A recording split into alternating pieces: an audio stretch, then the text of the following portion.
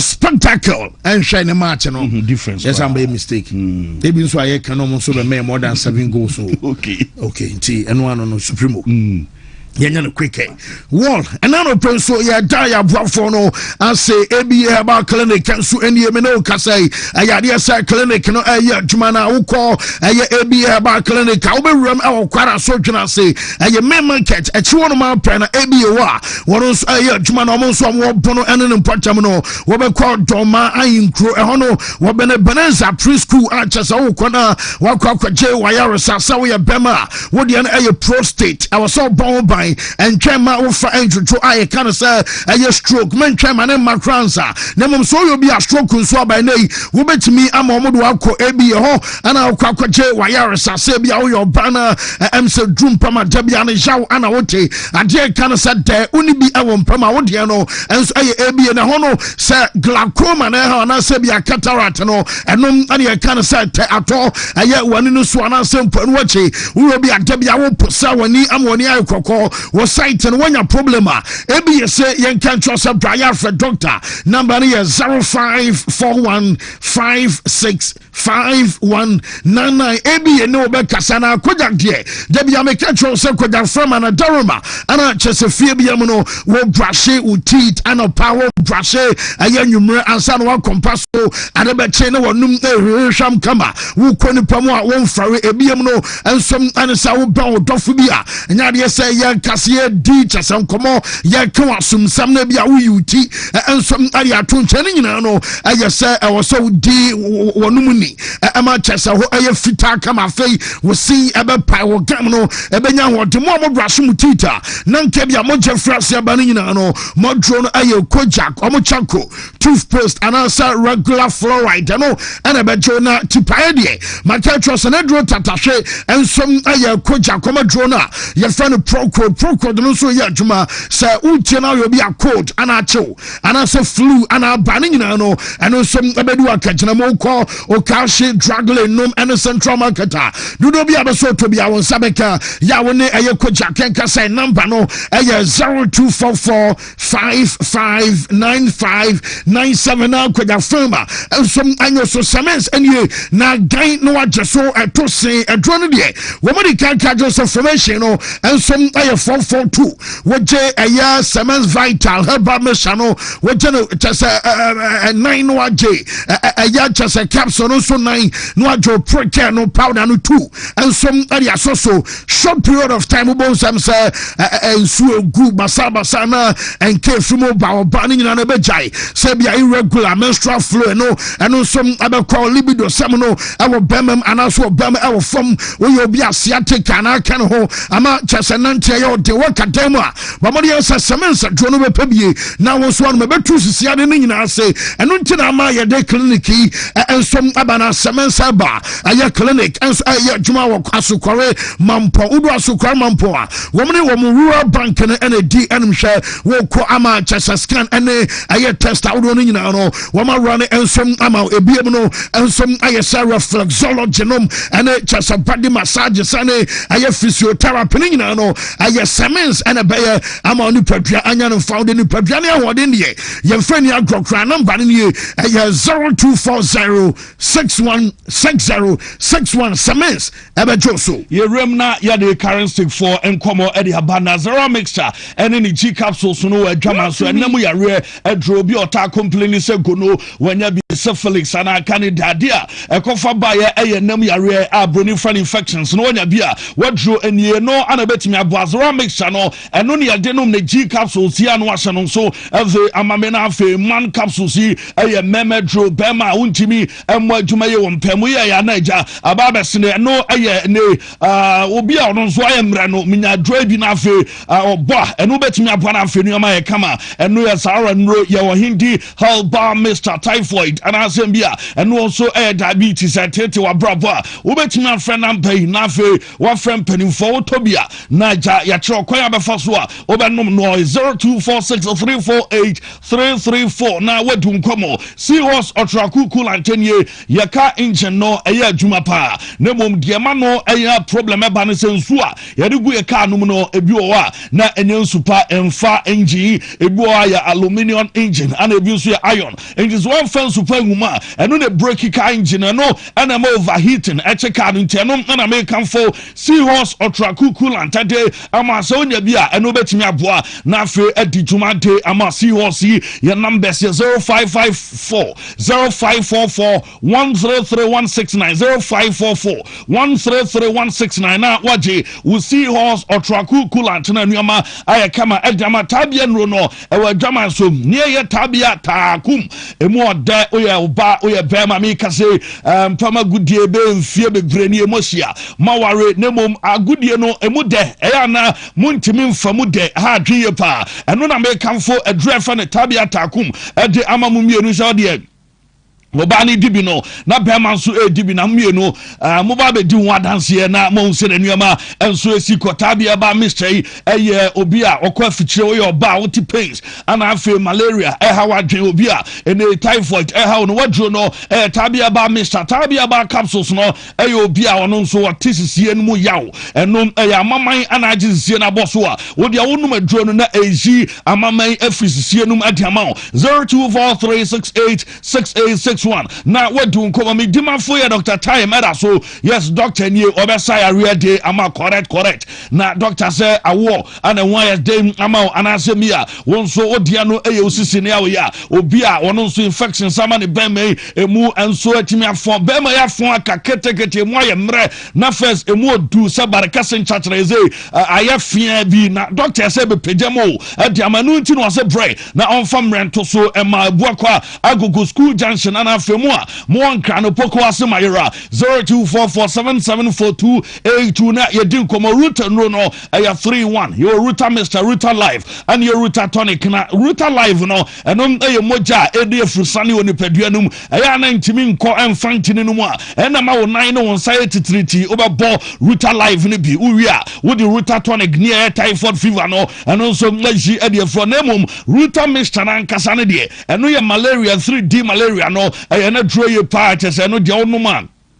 enisima na awotonsom na ba wo hye no so ade amamisa koda woni mfie dumienu kwa wo ye oba wa fefunu o ma koda no fu a ye draw untimi mfa bi 0244485632 na wodi nkomo natural company limited o ma daruma proslav capsules eno na make chose wo don so sem ne nkoye o jonso ana bia kam wo ta jonso tentem nso wo be da wo be sore be mprenum ansa na de a che ni nyina no wina proslav ni bia e be twa eto na febi bia ye D-Day amount na True Man capsules ne de wo pesa wo ye bema o mema yo fom no e True Man capsules anu na beboa wo wia wo de Congo ointment wona mani nsa obi wonso ane wona mi wotimi se enuama bia besisi ani ni nyina no wo de Congo yi esra ebeji e de free 0249017101 na wadu come 3P garlic mixture eni 3P ni dwumadia edie e garlic mu ahoden ane atwemu nsuo yi ane ade 3P ejanka no 3P no manfo atwabi agum tisa no nso utobia ye bottle ni ti no eye kokko ana afi bottle na nkasa glass enti anu ahye no nso ana afi red ene ade red garlic no nso red ana da ho enti ana no nso ahye no nso de amaminti eno ana obi a waye kase obese no so te ana obi a wotie me high blood pressure we sugar level was slow we oba menstrual pains ana afi obi a stroke ache no mo ma no 3P garlic mixture 3P 0248928824 na unu mo edin komo Emulate herbal supplement no Kantanka herbal pharmaceuticals and research center Womadaroma Food and Drugs Board omagiatum into any problem kra to adwe bi nanom wai obi a wota gina gya ho ye ma me no mo no aduane ton ana afa gya ho adwuma moto pan no ene ye gya ho adwuma nyina wan hwe ya na ulusu obladi ahoden na twe afini paduam na de beboa ama regain Emulate nti ana ebonche ma me nom de em say mo ho hia me ye pa mo makola dwom bantama mo ye adwuma wie yi mu ni nyina no mo nom adura bi mo duru fi a ade ba che ahoden stronko ebeba ewe ni padua no ba bi ato aduro bi aduro say ope kantanka duro imulate no wo be na bi atok Alaska Star Enterprise what the war favors no aworo no dey about 3D 5D animation ope blind curtain and asembia wo mu pe match to from grass no green grass no bi ho PVC floor tiles and ye wo modern TV stands you will be on a TV backlight ni nyina no onsa ebeka menuama ye de siesie dem de make say why menya nipa wo mu go enya asem geto awodo ani e chie kumase adum ye de boss FM building and e dian me so akra circle tip tolling ho 0554114878 na wadu nkomo power specialist herbal hospital ya ma make doctor akosu aduaya na daruma ana na no pay ye ba ona so abeka che say ade no hepatitis ana asem be liver fibroid and a daw yemu your ba froi aye kasese kutu say bam ye hwe say bia wa fa yefunu da bi fibroid no na dane saa wo yemu yemu drama na ne yema me mfase kan we no ana ma ni treatment aye strong kokra wo akra kwa benya LCP road power hospital bus stop Kumasi Feyase Bosomtwi road Aduaya junction mo takra de ase wo rekodo anaji exit 0244 544-422 na fe nkomodie enso mmatimi akoso na yako high sense anopei edem aye ship papa say the heat ni sitia na no odin pa na promo no AC promo and ye ediamont air condition no nanra on the 28th of April and you start here you be on the 8th of May it is a utiemi a na why fast pa just adia ebesi wachi ope air condition pa dia ye bia ya pona no pay ba bia your showroom one ubenya B and so ato your number 0302550000 now what do you come here kwamon on the Lawson Beverages Limited Daruma Lawson delay man Vitas Berman di obe delay one pem na wadwuma so ani a je wafa delay man Vitas yi na wanum bi koso no nom na ema hoden apomuden sonko emra abra umpama gudie enso ekọ from delay man capsules no your ba na ukọ afiche wote ya wonu ade a wonum nyina no esa pagya waten Bruni Bekase ebusti wo libido ewon pem na obefren 0248619999 na on Lawson Beverages upon komo ene anopi fancy. Okay, well, me that say yemre me share yen question of the day. Proudly brought to you by Amuzupi Herbal Mixture infection adrono and no Amuzupi Pibito. And that question I hear sound very simple. I must repeat say how many goals are you expecting from Atletico Madrid versus Arsenal game? How many goals are you expecting from Atletico Madrid versus Arsenal game? And yenya 9 goals and I don't know saying and I will share move from game because so our Metropolitano couple. War eno Ghana fobi adwenchenie Enoch Namte say I'm levels man from a Saint Daman. What happened yesterday what happened in yesterday's game will be the same. San obese or China said yes see and run be and obese see and game Aaron Autry was it 4 goals and was expecting upon Bernard say 3 goals and was Shanimu Branche Emmanuel and a Quenin said none of them were attacked today. Necessary team we me no Obianu attack and Daniel Ayembila was good morning to you guys. ATM will surely win by 2-1 and a message or the bacteria kwame temperature was it 2 goals so and a PMO Dominic Crossing and dear free and the about Pedro Medina what just say 2 goals for ATM 2 goals for Arsenal in all 4 goals and no and so APM and the Abdul Ghaffar you see from Cars was it good morning fancy dear Enra esi and PS if we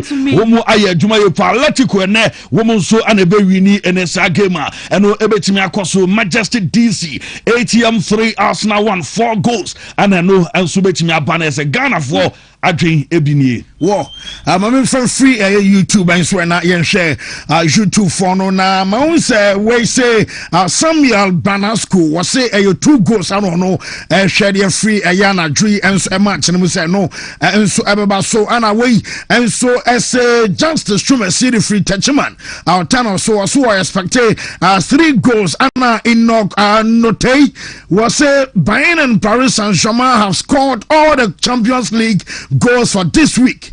Don't expect anything from Atletico and Arsenal. Goes in Aganta Kumsen say I expect 3 goals and I will so Zaya says 3 goals are fake Webenya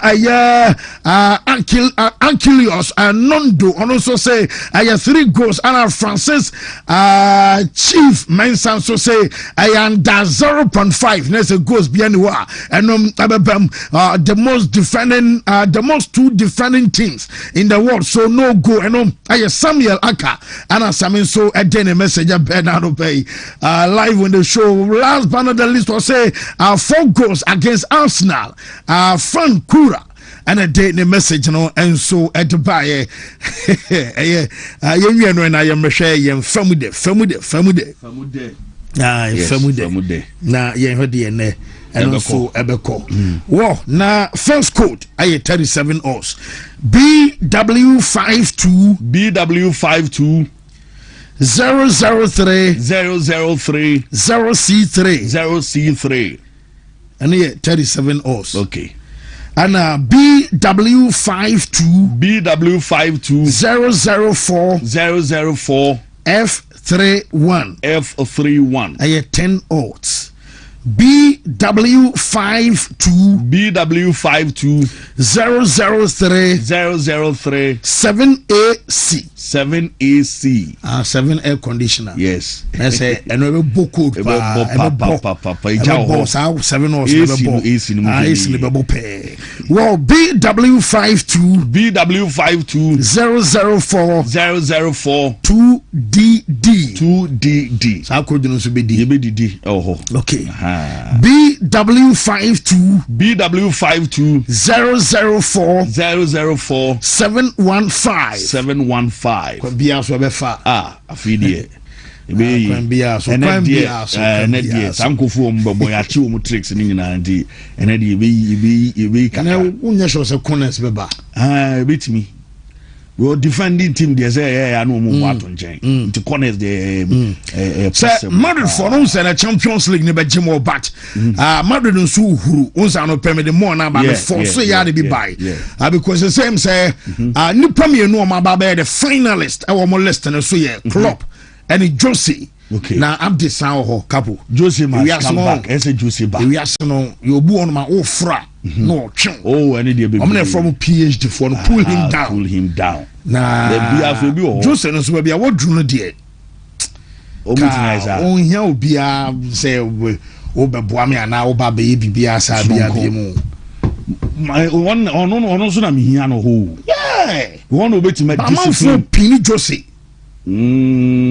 okay so also no me story say Florentino no this time why no say solely ono kwa na be chese bia so and it's first na bi oji we say woni bi mutena se no ma mo nyina ono dey taking it ono so e bibia okay but I foresee Mourinho far better so betima on Klopp there yeah Mourinho dey can be su Mourinho no na me hia no one betima be discipline of one we can no boy ke bia by now Madrid for na come no PSG Madrid na buy no yes won na no yan come ko buy wa mani o ma kwa go for Champions League oh na omu Madrid na say omu hia na say boys ni na hwe bi wo mu tinka Rafael ya nkwa na so far o ti be can no so what a game real football in here yes and no boy yes in fact mu may witness a good game yeah Mourinho betimi dey see your form no sa oh ye chi PSG pa ye chi Real Madrid bo mu say chi City the ma wo mu oh ebe ba Rosinia dey also mo sack na kwasa jana kwan omo friend nsa nya na kwan dem Rosinia ka kwasa eleizu yan komre okay yan komre afi Champions League mo has na ye ai ya kwaba Well, this Wontumi sports buffet yakwa na ye the latest and the aka nyina no area so e the amount foreign and yakwa no muntaki over na yenwo so emra foreign anwa juma no you ya me wo hoda se uji dia obeya juma ansachre ni no you ya me wo hoda se uji dia ye bompaye shamachi Israel Yehovah Elahenu Yehovah Ekad we ahata et Yehovah Elohika bika luvika uvika naveshika uvika miyodika tode yasak in English in the name of Jesus amen. Amen. Salam, come on, boy, Kapo. Say, Kapo chairman, I feel chairman, yes. You got time tabu kasamu. Some messages and ben no be say, hey, oh chairman, ya dear pass, watch me assemble. I just quite be coming home. Interesting making headlines. Our man from so and some and Bayern say drew a Champions League. Enra one matches out on a basso game and a Barcelona no Yabasa update to the more job and so we are Tamaro play Wabrana Chesakoba Sao Machino and Sana Sui and some Kukrani and Emma Chesakobasa Yade update to the more Empanino no Yan Sam Ko Yanchi and Kofanioma Yado some and another Pebasa later Sanamono and so Adiabano Sari Atiano and some Nabasiako and Adian Arsenal one some Animal Cravana Salatu Commando Timno woman so anababa sagema and abakwaso amte tenemo na no and some abanya bana ya wusari atiano and some abasakona mebasa ya clear and na chiri na fe ya the attention of the bunch asanwa woman game and some abasona so agba Arsenal woman away no omani Atletico Madrid and abasa match no and some ayana na Rufino kwakuri sagem we no one some afi Netherlandsa ya fano sa ayedani Makali Danny Desmond McKelly, one of the match way, one of some other cockatoo. Now, the same time, I know I 7 o'clock, no, and I just one of some match and Ababasana Omwa, one of some Ashania Kanasabia Rium and such right now, just attack Kanasa, woman, I weather forecasters, no, one of some from Anna Jono and some other banana machi and some Barinano, one of some some Chawa, Yamaya now, Buana, Unya, yes, now, Unya, Kupo, and Yatibia, Namia Bonu Sabi Nyansano, one of some Adiamani Padu Bian in the field. Now, Tomoka, I was out here, Yabakacho Sabi and Suo Abaton Suono, and Yansu Ketuabatopa, Omas Ampana, Chesensui, and some Jamwana Dominion, one say a raid warning, and a Chesamodiama before Atletico Madrid, one of some other Garras and came Abasunino, one of some Anata one and a Basse, and Emsa Storm, I know bad day. And Suba to Tokakra and from Anwo did some other film Chesana, one more Julia Bisabia, non Abanyan Susansua, and some our Arsenal. When we came against Atletico, so our Chesa Madrid. Now, Sunday man and Alcosolin on a Sunday, a Yadiasa meteorological, a Yadiasa agency, some Ajabarino. What was a report to me and say, one in Omokobusa, Arsenal, and some Emperor Fossas and Naya Kasai, a bonusana, to me, Emma. Chesa Ebia travel ayen difficulties any ate so baby I want no be say be train and and some Abraham Chinibi Ebia obehia Chesa cab and answer bia mo the bus and akwanso na eto dia no dia untimi drive ye and some amanemfa and nso no and some eto na bia storm no and some anu dia and say nso to na ka hwan den and some kroma no sana niema no and some abakoto mo gidi say bia one abama Chesa ye kwaya ba and travel difficulties and some other picture and ebiam no and some and say Woma madwonso ba easy aye public aye transportation nyina no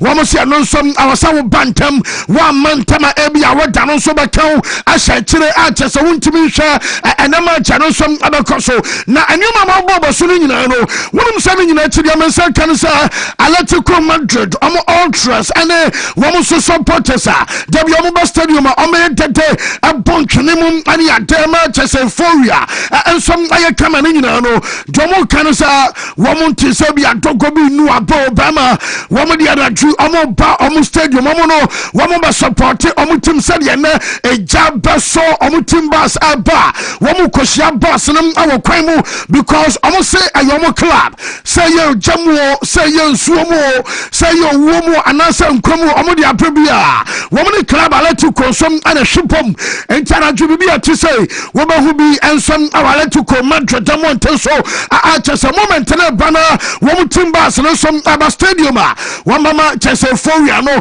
abode apama ne man so e kama ensom adama team no wa bra sansam no nyina no ye de ema ye tefo ne ya hwefo enano pai ensom awo show no so na enwote mama Arsenal am supporters wo mom our Madrid enwo na Johnny nano pai no wo bu twabia because region dey any panso yam ye ne na wo sene it was bia bibi on bada wa ni tobo mo bi man ade bia wo chewani na dendenti na ni bakure ya so no owura ho so be ka jo so ama awura ho itedru ba bia osam oto awura ho no ebi ku ba bi na ma okra ensom ani ban ho ani adena me no kasai wonsom aye Arsenal wo supporters our Madrid amount so far wo som aju mani na so ebese na yentre boni bia onsan kono normal night no sa ebi awe supporters eba na kwasi na we tunkonya we to pentre bi the iron bar ni pinch bar ensom abo mo yonkonom amosom eni adene nyina no yanioma enosom akoso ba de menya no no pay no ene se bibia nyansi ama chese ena ye kaso mo supporters ni nyina no wo mo som aju mani na Arsenal supporters aye twen say Womo ebetimi awram our stadium no mete aye 3,500 any pama kuma ko 3,500 wonum ana latest amemsa kan say womo som ebetimi awram stadium a chesana dwi womo game no som ababa so na press conference ana coach na ye fan Diego Simeone manager say ye want to just say and I'm about tough game na omone aye good side I know aye Arsenal and some other match no be them say aye set pieces aye strategy manager no can pay enyamana me de show manager no say omonim say aye good opponent at so mo strategy no and some aye set pieces ano de wo so de be ha dwen pa a che say wo so ade cause problems na John kan nyina no say football ha enu obiaka mo amosori an ana football de Atletico Madrid eka adaya I was sanke bia by now Champions League no match biye because amoko 2014 final womo 2016 final ni nyina no aya Madrid ana tifro mo sam Arsenal besine womo nchibi na football ensam ade Arsenal eka adaya I was sanke bia by now Champions League no the Gunners ensam nchibi ni ate anu pani no say jobeso kan nyina no say football won to obi ade anu aba do obi ka wonu obi aka bon aye bon ayo motempo ene dia waye anu preparation eno ene de aye title a obetia ensom ababa na usiki enko dia won sabaka sele babo ka so bomwa wo babi yo no o hwe so abehu no wo sem aye nu abia na yetebo bon nya frena ana me na mabacha 100 years nie ana Champions League no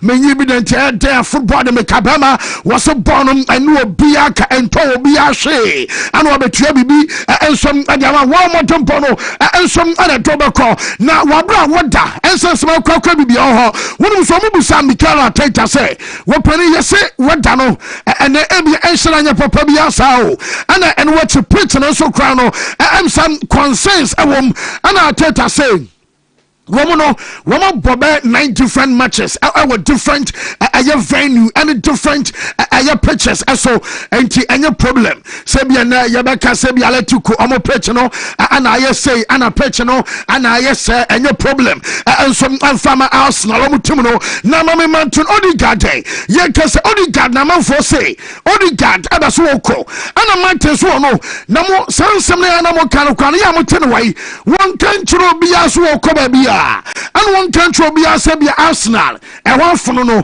na obaso oko dabi anya no kwada enti ono obeste our Arsenal ade obaso ye and say our attention call aye the Gunners omo Premier League and so and a Champions League campaign celebea womo som obetimi akwani enai anya de say obako ba bia na omo busana samo ana mababa set record sense ensi da say Arsenal abako the Champions League semi-final aye twice in a row and a quarter final in a row kwano ebian say da mo dia room our quarter final at the bar aye the semis enai so ha ana Odegaard say woman be so mo take step akwani mo step no and say woman abesa after so many years in here omon kwa final no woman so abeso mo the Gunners ekwa final and no aye captain Martin Odegaard okasai want to win when we play. Yeah, that's what we want. As I said, we want to win every single game we play, and every trophy we fight for, we want to win it. So that's the mindset that we always want to win when we play, and of course we want to do something more than last year. Last year was out in the semi-final, and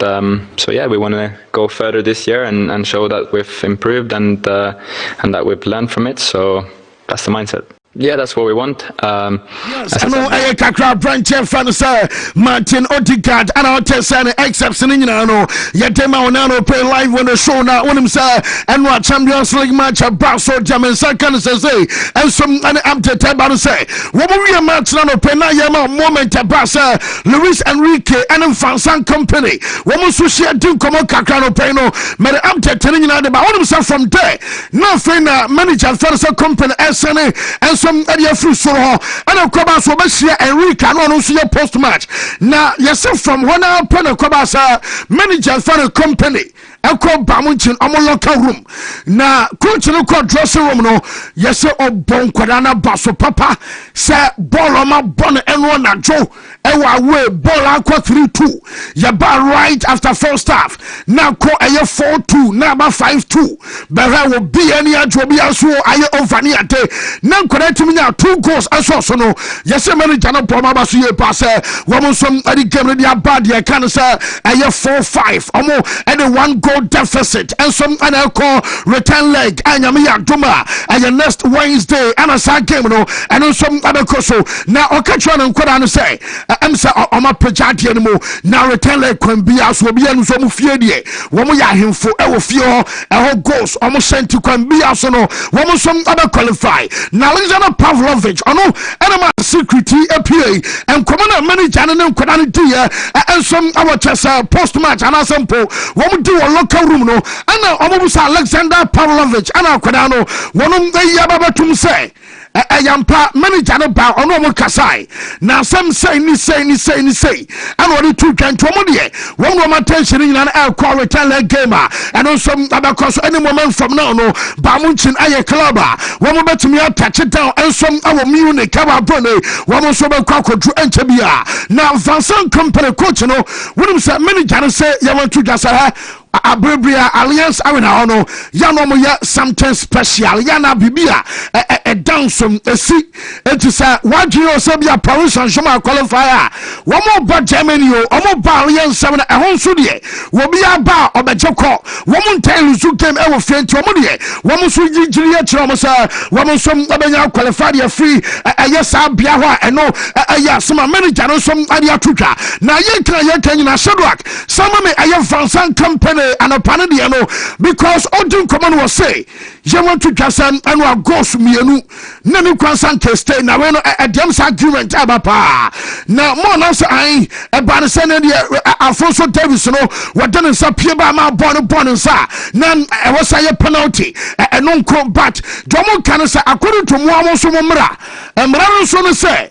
sabonum abo any other part of a body and send about the bone said here yen dimini say be a foul and no so anyone the campo ay Alfonso ekototwe and send other ball nsa enom and a conference no and some other bar and a biom was say 1 second goal no crano bone na corner and a referee edge corner kick and my PSG and no boss our second goal no na ye jitum dia na chese no penalty no ay debatable am say yetimi chusun tonto am na ye yentie coach I fan say Vincent Company utim sa hono na enshara nya the correct decisions are referee and some taking enwa wabaso chese acoste ay burn coach ekasai. 2 of those goals in the first half are a penalty and a corner. The penalty is not a penalty, in my opinion. It goes from body to hand unless the rules are different. And the corner, it goes through the legs. You have to defend it better, but no one touches the ball, so it's not even a corner. That's the beginning of the analysis. Then, of course, they had some chances, big moments. But I would say what both teams do, and this you cannot forget, the reason why the game is the way it is because every player we have on the pitch gives every chance to the forward line to be dangerous, to create chances. Like Michael Olise needs the runs from the fullbacks to create those chances, just like Doué needs the runs from Hakimi. And it's easier to say, okay, hold your fullbacks back, and then you control the counter a little bit better, or your midfielders. But how much do you lose as well? So we scored 4. We felt we could have scored more, and in the end, the game is still about scoring 1 more. It's a difficult one. I mean, 2 of those goals in the first half are a penalty. Kakra manager Vincent Company now test Yadene accepts Emma Onano pay live on the show now manager no Nyame Wednesday and midweek no one so return leg just a game no so now Usman Dembele William said Dembele J man of the match award and Dembele say next Wednesday return leg game Abasono was say 2 teams a omu nyina so attack na said yenso ye sign we also be said no game no esikwa ye sign nyame yadma Wednesday wo game no some abekwa was say e be a great return leg match obi anyina so ko defend ho because I'm say wo sha wo yon commercial to sign match no wo mo some abekom e wa bra no pay no yere amted and some adeba na on one teammate fan say Vitinha so din komana Vitinha say said the Luis Enrique kaya Emma no pedeba to just Enrique say where you so far said the best match I don't know starting coaching career then you some match power intensity any and what be on Vitinha and some akai na Vitinha so say said where I the best match so far one wa bobby match I ba wo jinam I will cast and wash pa and so I match I'm born and one at Yentia Vitinha after the game. One and some other central for Dinkomo. Really a really great match of football. I don't know if it was, but surely it's in the one of the best matches I played. I've been part, and even more being a semi-final of Champions League. 2 great teams it's difficult to because we I think it would be like normally if we went on different sides I think we could have seen in the final we saw each other a little bit earlier but still we did a great show here. Obviously we played to win and we would have preferred to win 5-0 but it's impossible against these kind of teams. Bayern Munich, it's a great team. I think they say the same about us, and gladly we did here a great match of football for both teams, and gladly as well we left here with a little bit of advantage for the next game. I think it was really a really great match. Some branch fantasy Vitinha one also now test Yadene Kakra de Maunano Pena goalkeeper your fantasy Manuel Neuer no say you want to just ampa consider 5 goals and nemumra say obeka no krapana was say a match ni dia say o consider 5 goals wo ye defender and wo ye goalkeeper no wo bonyo so kra enyo de o say 5 goals o consider ya kira me de no betimi asevi ba kokura ni honuma now ye goalkeeper betimi asevi because boy atwumu Chasa Kwaraski ya de wa biom Dembele de baby omo born to any ade no wontimi nya wo hwe ema no nya ye ne mom wo se ade ba kwa good news and say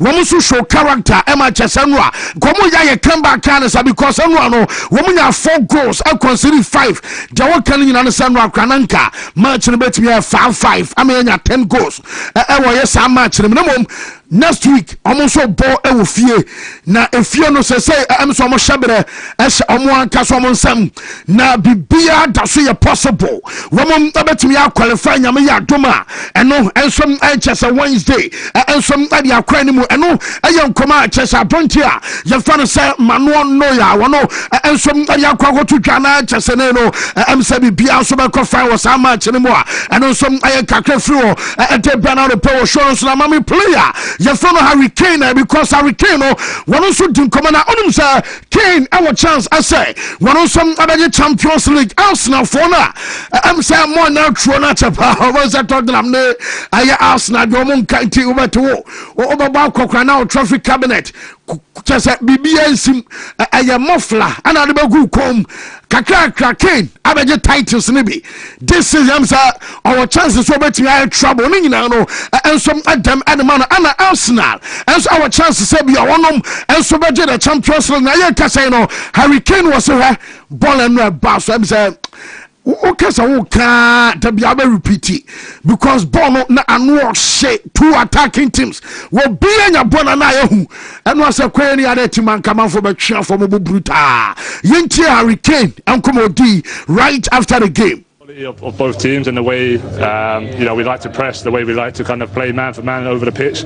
You expect there to be space, you expect attacking players to have 1v1 duels, and all of them were, I think the only one from us was the couple set pieces. The set piece goal was sloppy, not marking the man there, and then the penalty, I'm not sure if the rule is the rule. It hit the body first in the hand. I'm not quite sure what the rule is. I hope he got it right. It's a semi-final of the Champions League. I really hope he knows the rules. So we'll have to digest it and see once we watch the highlights. So I think when you look at the quality of both teams and the way I'm so post match and so can be said penalty and Mrana or somebody Juma because born the camp I have Fonso Davis ne body and son I born in Sanchez I would say I yes have bonus I penalty now just all man in the year cranning on the kakra through and some at Abana Joshua Kimmich and will say and what Kimmich Bobolo hi and remember that just what Jim for you know so far now Joe and was so one of the Nigeria was so pass next week one more so come back na Jobaso or Shanupa or Menya Krananka return like gram or more bon and manuya na Wednesday can be a summer qualify now Luis Enrique and wanting common was a hey na and you'll be on Michael Olise Luis Diaz and Hurricane or almost free hey and just so many numbers here and your bamucheno what's my goodness hey Bona qualify so Olise when it's your bono untiminje Bonu ko benkuswa Luis Diaz no afasa sini na bonabo Hurricane so drop a bar Bama 10 gram of bonus and 9 tem untiminye na for coach aba bon opponent na front 3 and I said a trial abaso nasa emso wagibia kuno no apanya goals no mo consider ye no na bona nkwada na me esa bon enresa ya way just imagine no was game next week of fie na chesa no ba shepa ni na no enso aye kakra amaso ye ete Bernardo Pons awo shono so na sharo yenko aye la liga no ro kwagna fe yemre na ma Sevilla boboko onim sa me no kase araho sam ne sa Sevilla fora agura Sevilla ya ye Tottenham Hotspur obeda so ye Sevilla foi womu call relegation because I'm toss 18th and La Liga table no so womu our 34 points and then aka almost 5 more matches not just here Samsung and Spurs aye club baako a womu so here on cross simple cra na we aye no payana you so man ka some former player just aye Jesus Navas womu ababesra aye team no just on show mun remaining matches aka ni ade it's a ominous game in 5 days time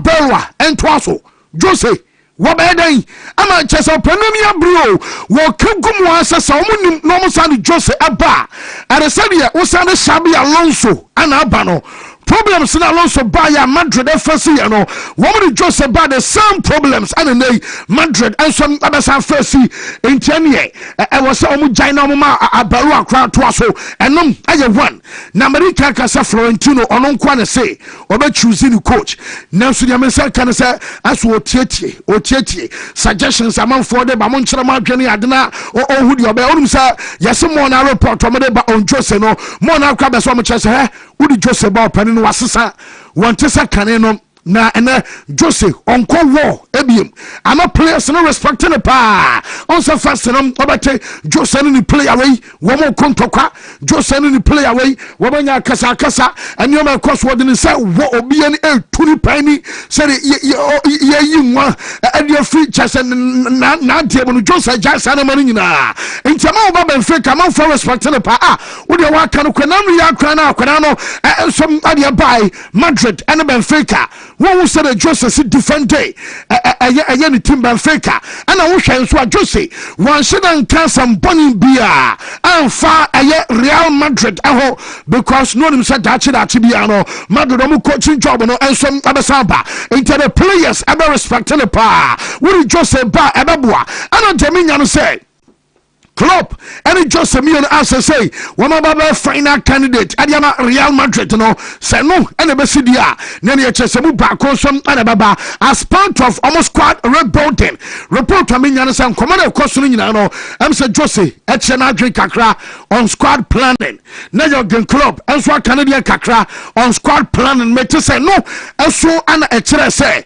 Madrid ever signing defenders Emma Koma Yensa maybe a late midfielder and some abba no more sadi attack about kubi and some area so ama cheseni nyina no ya diabe ebiam no Hendrick eba obeste because some of some chesa born akura na bo and so ama Lyon ever France na kwan bia so ba e was so stay and Nico pass and so adie no baby adro sa Nico from Como one so ba na cheso no and some arabe to so adiama club na nyina no aye kakra fi o maso ye ente na no pay na Marcus Rashford a situation no report to me and the former club Aston Villa. Yes, Aston Villa for no woman so monitor a by the situation our Barcelona. Sakoba Sebia Barca for Bayer and Yeniska and Yesika someone idea and your Geminians Aston Villa coach no Juna Emery Abepa so Besani Akwadana Ayajuma. Now my for no William Sandro Tonali make an answer woman say midfielders ayabubo bodini nyina no say in fact who problem na replace aye Casemiro and you can say was sign Tonali ho na Tonali ni yese momo manim ko sa don ho bibia betumi asi ameno kasai ebetumi abasa Sandro Tonali ayobia wonu so ebetumi awram ababebo adiama Manchester United no ejino promotion ebeba no so Arsenal womo say aye Junior Krupi aye Bournemouth abo na mo fan say o mo replace Semenyo and na me no kase Arsenal bobo ko no womo so adi abriye pass Junior Krupi some other swam dereba and Manuel Ugarte Atletico Madrid and Napoli omumienu so say woman so ape man for say 25 million pounds. Hey Ugarte pa wo Portugal na boy piana you for Chelsea for power nyana or the copy so be sen kwana man for go fly and Ugarte na amodum kra no na just on penema hwe na me no ka say wonu say afede wo say 25 million pounds unya some amount na the bank one dia wo so ebeti ase ama wo so saka kodan anopa me the story ema shero asema me the best attacking trio bebe say dia no wie na diama me say come and some and say and opa de buy no say I shocking because Michael Olise Luis Diaz Hurricane woman me sanko no woman drew 100 goals in all competitions this season. Mbappe Vinicius aye Valverde sela no pay na me kan wa some reaction no aye 69 Lamine Yamal Rafinha Ferran Torres aye 62 goals Erling Haaland Phil Foden Ryan Cherki aye 55 Julian Alvarez Alexander Soloff Antoine Griezmann aye 52 afei Mason Greenwood and Aubameyang and Ego Pichao our Marcel aye 50 Lautaro Martinez, Marcus Thuram, Hakan Çalhanoğlu, 49 goals in all competitions. Dennis Undav, Demirovic, and Llewellyn, Omumi Ansano, and some 48, and so the Stuttgart, Omutimo, Dembele, Kvaratskhelia, and Adue.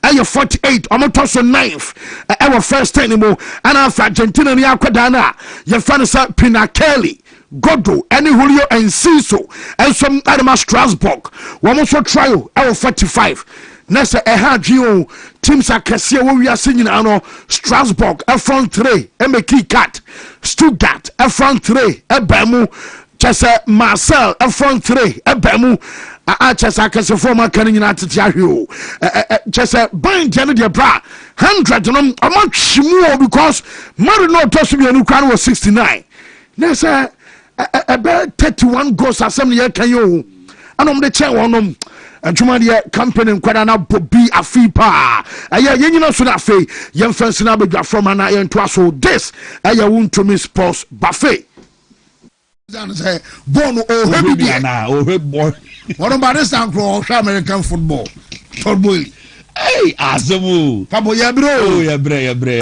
o come nkunso Luis Diaz eni ukutam anaso Lisi eko PSG anya duea Kwaraskili ya nyaba na bona yo. Oh yes, akwa ne de no Gana josu nyaba Gana jodie na pass ground here the defense. Hey, ya bregu Saidu Isa say nice one. Ara Saidu dia ba only boy say born o hebi na o boy. What about this for American football? Hey, azamu. Pabo ya bro. Ya bre. Come nkunso Luis Diaz. Eni ukutam. Anaso Lisi eko PSG anya duea Kwaraskili ya nyaba na bona yo. Oh yes, akwa ne de no Gana josu nyaba Gana jodie na pass ground here the defense.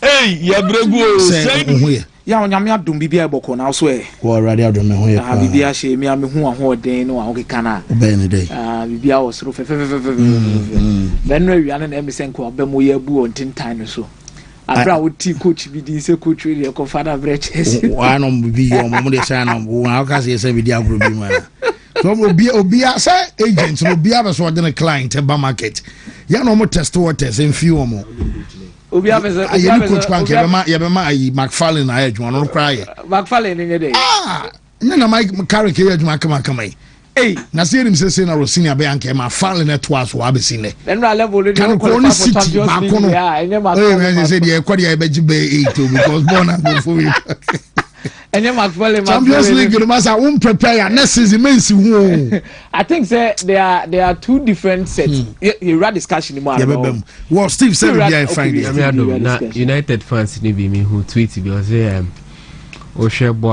ai Enrique Boa and you still want Carrick to be our manager for next season. And I mean, beside me say, how many of the Enriques are available now? Oh, marketing. See, you need to build your own coach in a senior baby.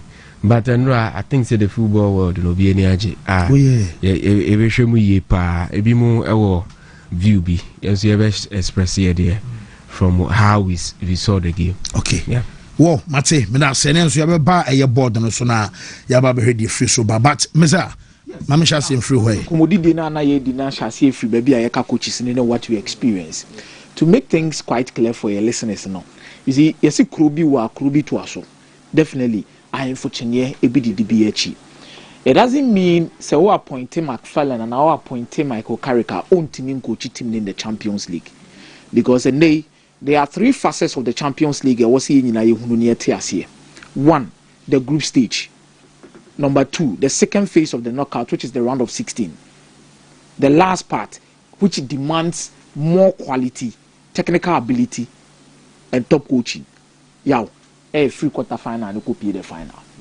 So you can literally appoint somebody like Michael Carrick and take him to the Champions League. Trust you me. Obetima qualified him to the round of 16. Oh yes. What did the mission as? But I said, "Odebe show trim say." And Mobi Crowns and Mobi Sunshia. And Mobi Sunshia. But Odebe show trim say be or quack or Jenny. It might be too premature. And Jenny, what? Because people have worked to get to that level, and they are reaping the results in terms of the quality of team. Yekuta omo. Ebi a who team now be share no coach now be fano. The apema a quarter final apem no sign. One who didn't mean trebi. Yeah, the idea changing now. You have to find ways. What did they mention as well? So you can make legitimate argument that maybe certain coaches are the Champions League will show. From the fan point of view, you have a reason to be worried. But I think technically, it doesn't say so much, especially looking at maybe a whole project in a drew. Any baby a person who achieving your maybe drew in the Champions League. But the baseline here say you need quality at every level to be able to win the UEFA Champions League in recent times. Yeah, we have some level of quality to be able to achieve something at that level. Na no na dembe bem na ye din komo kakra about eno a game na yetimi ehwe no. You see, me hwe two teams ni nyina ne the quality omo produce wo upfront. But yaw, the quality omo produce ma ye eno, there are two fractions of discussions we are making this morning. One, a Febijina party be say that was a proper defensive blunder when it comes to these two teams. The way omo defend with a sheer amount of goals omo concede here. Another session is also making a proper argument. He said the quality of attack, it is too top to a certain extent. Say Ubenya defense be from Adini in next Amokraba. They will say they won't concede goals. A funny me on Obia have a legitimate claim. Ye Obia Okas has now a legitimate claim based on how our almost game no. Some people watch it from the lenses of coaches. Some people watch it from the lenses of being a fan and enjoying football. Other people will also watch it from the lens and say, okay, fine. Goals ni pekinu individually ya. Net say no kre. Ana say no kre. Yaw, me I'm not going to speak to the discussion of the sheer amount of goals that scored, which makes me say, okay, the attack is so good to a certain extent, say defense nenye. Bemum, we'll get time and watch every single goal. Then analyze it and ask ourselves questions. He say, we need defensive blunder. And I say individual quality. And a money daddy. But yaw, and some yebeko these individual goals in this no. These two attacks in recent years, yaw, edge Champions League ne the mount. When Rooney, Carlos Tevez, Cristiano Ronaldo, Sadio Mane, Roberto Firmino, Mohamed Salah. There's a front trial. Front trial no. Messi, Suarez, Neymar, Ronaldo, Gareth Bale, Benzema. Yaw, it will win you the UEFA Champions League. Even at a point in time, Rodrigo, Benzema, Vinicius. So the level of quality we saw today in terms of the two attacks, a Champions League winning attacking trials, and you hear more and run. Wow. Because in Pempi, you attacks are the Champions League unless we don't want to be truthful to ourselves. Even when we go back, Frank Ribery, Ian Robin, Robert Lewandowski. There were even another attacking trial, but when we flat, but a proper attacking trial. Ricardo Kaka, Andriy Shevchenko, Filippo Inzaghi, Omobeje. You can't run away from set trials, especially when they begin to score goals at this level. Paris Saint-Germain has shared a whooping 21 goals in the knockout stage of the Champions League. Bayern Munich has shared a whooping 20 goals in the UEFA Champions League knockout stage. And Yanko goes no senior shade kakra. The mami wunu say that there's a difference between how you identify a game was proper attacking game, then a game a defensive game nijina. The kind of individual errors that happen in terms of the defensive structure and players in positioning when it comes to how we consider such goals. But in a nutshell, I want to ask you a question. Say, who Kivicha Kvaratskhelia? Or Desire Doué, or Dembele, or Michael Olise, now or Harry Kane, now or Luis Diaz, who game Wabako defend. No, won't mean defending me. So it fits into the proper discussion of how teams approach games. Yes. Quality determine how coaches approach games. So if Paris Saint-Germain are all out and attacking, it doesn't mean that coach no nim the oye at 5-2 to relax. Untimi kuta Dembele. Untimi kita Kivicha Kvaratskhelia enkuta Desire Doué enfa bakola nsam memu be kan kire wo team ne say ya she 5-2 ntimu defend it won't work because the sheer amount of quality you have in attack will not put you in a position to defend. Let me give you a perfect example of a national team. Go and watch Brazil versus France in the 2006 World Cup. No biabu of say na Brazil no was anko mu defend this game no. No was anka Brazil no was anko mu defend no mabo counter attack. The same thing happened in the World Cup 2002. World Cup 2002. The same thing happened with the Brazil national team. Omo into the final na man focus na Germany the Oliver Kahn dia mun na tire na mo counter attack there be yaw. Unkuta Ronaldo de Lima or Ronaldinho or Rivaldo was a Brazilian could defend it. It won't work. Untimi 2016 na kuta one with Adriano Ronaldo. Now can't almost defend it won't work. The reason why Italy defended at the World Cup is because Onokuta Luca Toni.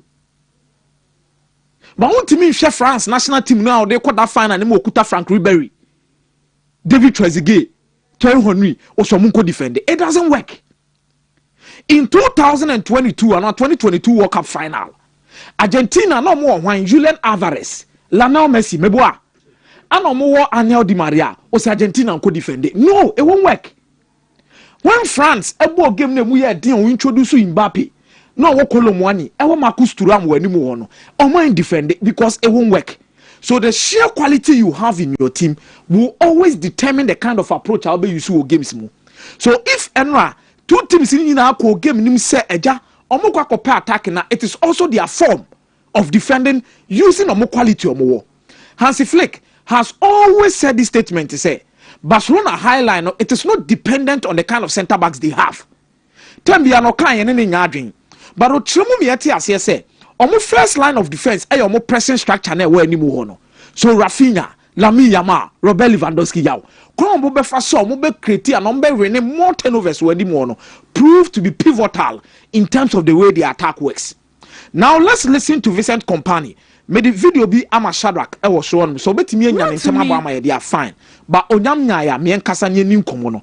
Then you understand the reason why I'm saying say you can have a quality attack and that will be the same level at which you defend with your team, and that is very, very important. And Ousmane Dembele, okay, I ready you take a crab in your shade. Yeah, what about those who will look at this and go, wonderful in an attacking sense? What about the art of defending? Yeah, I would say, well, what do you want? Do you want teams that I think you've seen a lot of good defending today, intense duels and this, but it's just the margins are so little, and you only have two ways. So the first one is to go full, or the second one is to retreat fully. The in-between doesn't work against that level of players. The in-between doesn't work against our level of players. So next week, when you're back on the bench, what will be the fundamental message? Same again? More, even more. Yeah. So he has made it clear, and I think. And not before the game, no, na me check statistics be about baby about me like Tyree boss. Now yaw, omo Tyree per every single 90 minutes, no more winning 1.7 turnovers or ball high up. It will game mo. Now o check the number a omo timia yene no do e ende e will goals more. E was robo adrenaline. Okay, very good. I love this. Also, where Bayern Munich has regained the ball high up in 2025-2026. Yeah. So the quality of Bayern Munich, which means it's almost more goals, you know, when I start your defense, you know. So look at the amount of balls or my winning opponent half. Steve, you had the kakra we screen so. How many? 76 times. Or more average 6.3 per game in terms of winning balls opponent in half. High up the pitch. A Musa tie ending in goal 0.3 per game. A Musa tie ending in shot. And you're saying 21.7 per game. So their line of defense is their line of your attack. So Okasebia, the defender pros linear there. I wouldn't agree in some way somehow because there were certain balls or more recover Paris and Yemen half anymore and in shot or and in goal at the end of the day. Maybe now Olise Kradi can say no. Maybe Olise Kradi can say no. Samsung Dembele so. Samsung Dembele so say no. Now we'll come back to the defense. Yanshe goes in one by one. It is said that Kubenya video ni Diamaya. Then we question ourselves. So the first one was a penalty at Luis Diaz. A ball through pass in the first control or Chini Museno. Can you term that as a bad defending from William Pacho? That penalty no yeah no. Ubetima 10 minutes say a bad defending. Because Luis Diaz, I love this angle. We are very tricky. Anna or bar on a sign invited a challenge. So will you term this as individual intelligence? So and as a defensive than a 9 and a comma patrono. No. It's a patrono the any but play and on the ball carrier. Or no mean German, Sebia or the front to a sliding for only also call for ball. But not the kind of a 9 bro. Two can Steve Ball is so in a bomb blame wine. A patcho. Say a poor defendant. The anticipation or you late. That is why I know try say or stretch it because ordinarily center backs, our box, will not be going to tackles with the sliding. So we take a lead. So where you defending error from William Patrick? Okay, now get us the second goal. I want us to have a clear view of the reason why Bimube Jinaka said, okay, so this is Kivicha Kwaraskelia's goal. Where Uber Timon has poor defending. Bad goalkeeping from Manono. From Manono, in my view, because for a lateral main focus should be on the line. You defend the line. I know defend the line. So what I say. So aha moment we ni nyina no Manono ya who say Kwaraskeliya eti wo form. Ni focus no wo form.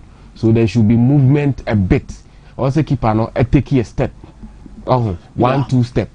Now we cover her because once we see ni trust no, that was the moment and I'm sure Manono ya so be move it to this side. When the defender now corner so they defended well. So where a proper goalkeeping error. Yes, and away a brilliance of Obia. Brilliance of. So you give it to the attacker. So Kivicha Kwaraskeliya. Yes, you give now it to my the third goal and the third goal so. So this is Bayern Munich's way a chance for Michael Olise.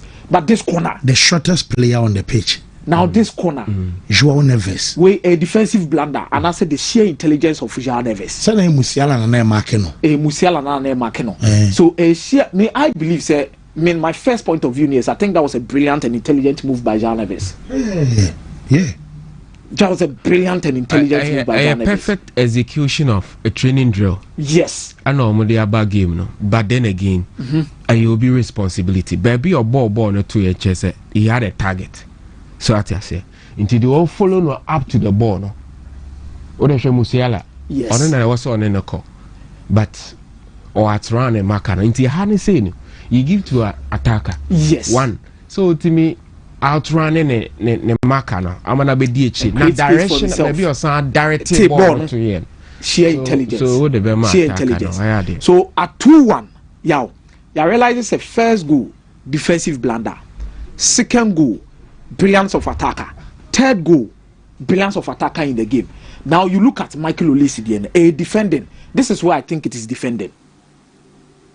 Steve Olise ball, me, I believe it is purely defending. There was not enough pressure from Zaire Emery. Say Zaire Emery in the Jinahui. Anna João Neves so one in chain. It will move 2 plus the defenders in a 4. No. Yeah, I think Zaire Emery should have applied enough pressure on Michael Olise. Because we had 2 center backs now, on my beam dada, which is an error. In the first place, on the amount of space on my beam with Olise. So Olise began to know who's our space we were there. So I think in this regard, the structure of Paris Saint-Germain, and they did not apply enough pressure, and the can be Emma Michael Olise go. So a purely defending error from Paris Saint-Germain in terms of formal structure. And I think that is what caused them. Now you move to the penalty. And I think the penalty has a lot of questions around it. Yeah. In terms of a born body and son ever born inside. Not arm and also in the body, not distance to say. I think this was very harsh. Very, very harsh. And with this, you can't literally blame say a defensive error. And the Kofas how do we say they buy. So in this one, Obama so okay, the player was trying to cross in the ball now, but that was a quality penalty. Brilliant from Ousmane Dembele. Intelligent. Then you look at the money here 4-2 no. Yeah, we any defending BSM. Kwaraskeliya na die. Yeah, we any defending BSM. 5-2 no, any defending. 4-2 any defending. Sheer quality. Now you can go back to the 4-2. Ubaka say Bayern can defend it, but that was a pure structure no more no. Or where Ousmane Dembele the at 5-2. Yeah, we any defending asem. This is intelligence. First pull 1, 2, 3, 4. Go on the low in between the legs of the center backs. We're 5-2 there. In this situation, Gary Cahill beto no. And I make us say the probability say obeto hu kra hu beka ball no questionable because the quality of shot on the boy no or target first pull. Now we the Bella the way our position one and me purpose ne pa. What is the first idea that will come into your mind so be Kelly and on Kelly? Where the way why in Steve what position we say all idea will be like okay and only had the far post, but he goes for the first post. And yeah, look at the distance between baby and the belly jina. Ni baby a man no ye jina. One of the ball toy. This is proper intelligence and execution. Onyane target ni because on himself one. So okase oye or ma overlap no two. The onam ne china chance na say. Okase obiem di aba Vitinha chance na say. Now man no ya targeting jina ni toes so. Whenever a goalkeeper is on his toes, he's ready to move. So meaning say man one was ready to move say Keller no akoyi ball ne dey flow no man Dembele si there bi enko Keller bia first post one na but Kaminya komo san for 4-2 ni maye ni ehwa de kakra because 4-2 no absolutely brilliant execution of proper attacking play which to me ya opa ko fama Dini ni next akra bro mu ntimi defend the ball we ya ko fama Dini ni next bra or foul so outplay or more quick counter movement. Born and yes, Dembele mu Messi you almost said that no mu now I say a idea or motai a year pass what person her. Now I hire 4v3. 4v3 near Jonathan Tah ni Zaire Emery. Now in the middle on penalty box yard no. Bayern Munich out number Paris Saint-Germain. Which is the probability of a clearance. Say Dembele now so be the says Zaire Emery na ka bombe yefi wono osoro. Yeah, what did the mention as no? Now on the blind side, that is where attack and intelligence like Kivicha Kvaratskhelia comes into the action. Yeah, let nobody lie to you. So when players pick up the blind spot, it is due to defenders' inability to recognize. And this and sheer intelligence in the picking blind spots. And Kivicha Kvaratskhelia, boy, neighbor, how no picture him. Maybe I possible, you know. Kivicha Kvaratskhelia ni picture him. So how are the automatisms? Any cognitive movement and creativity works within the Paris Saint-Germain team.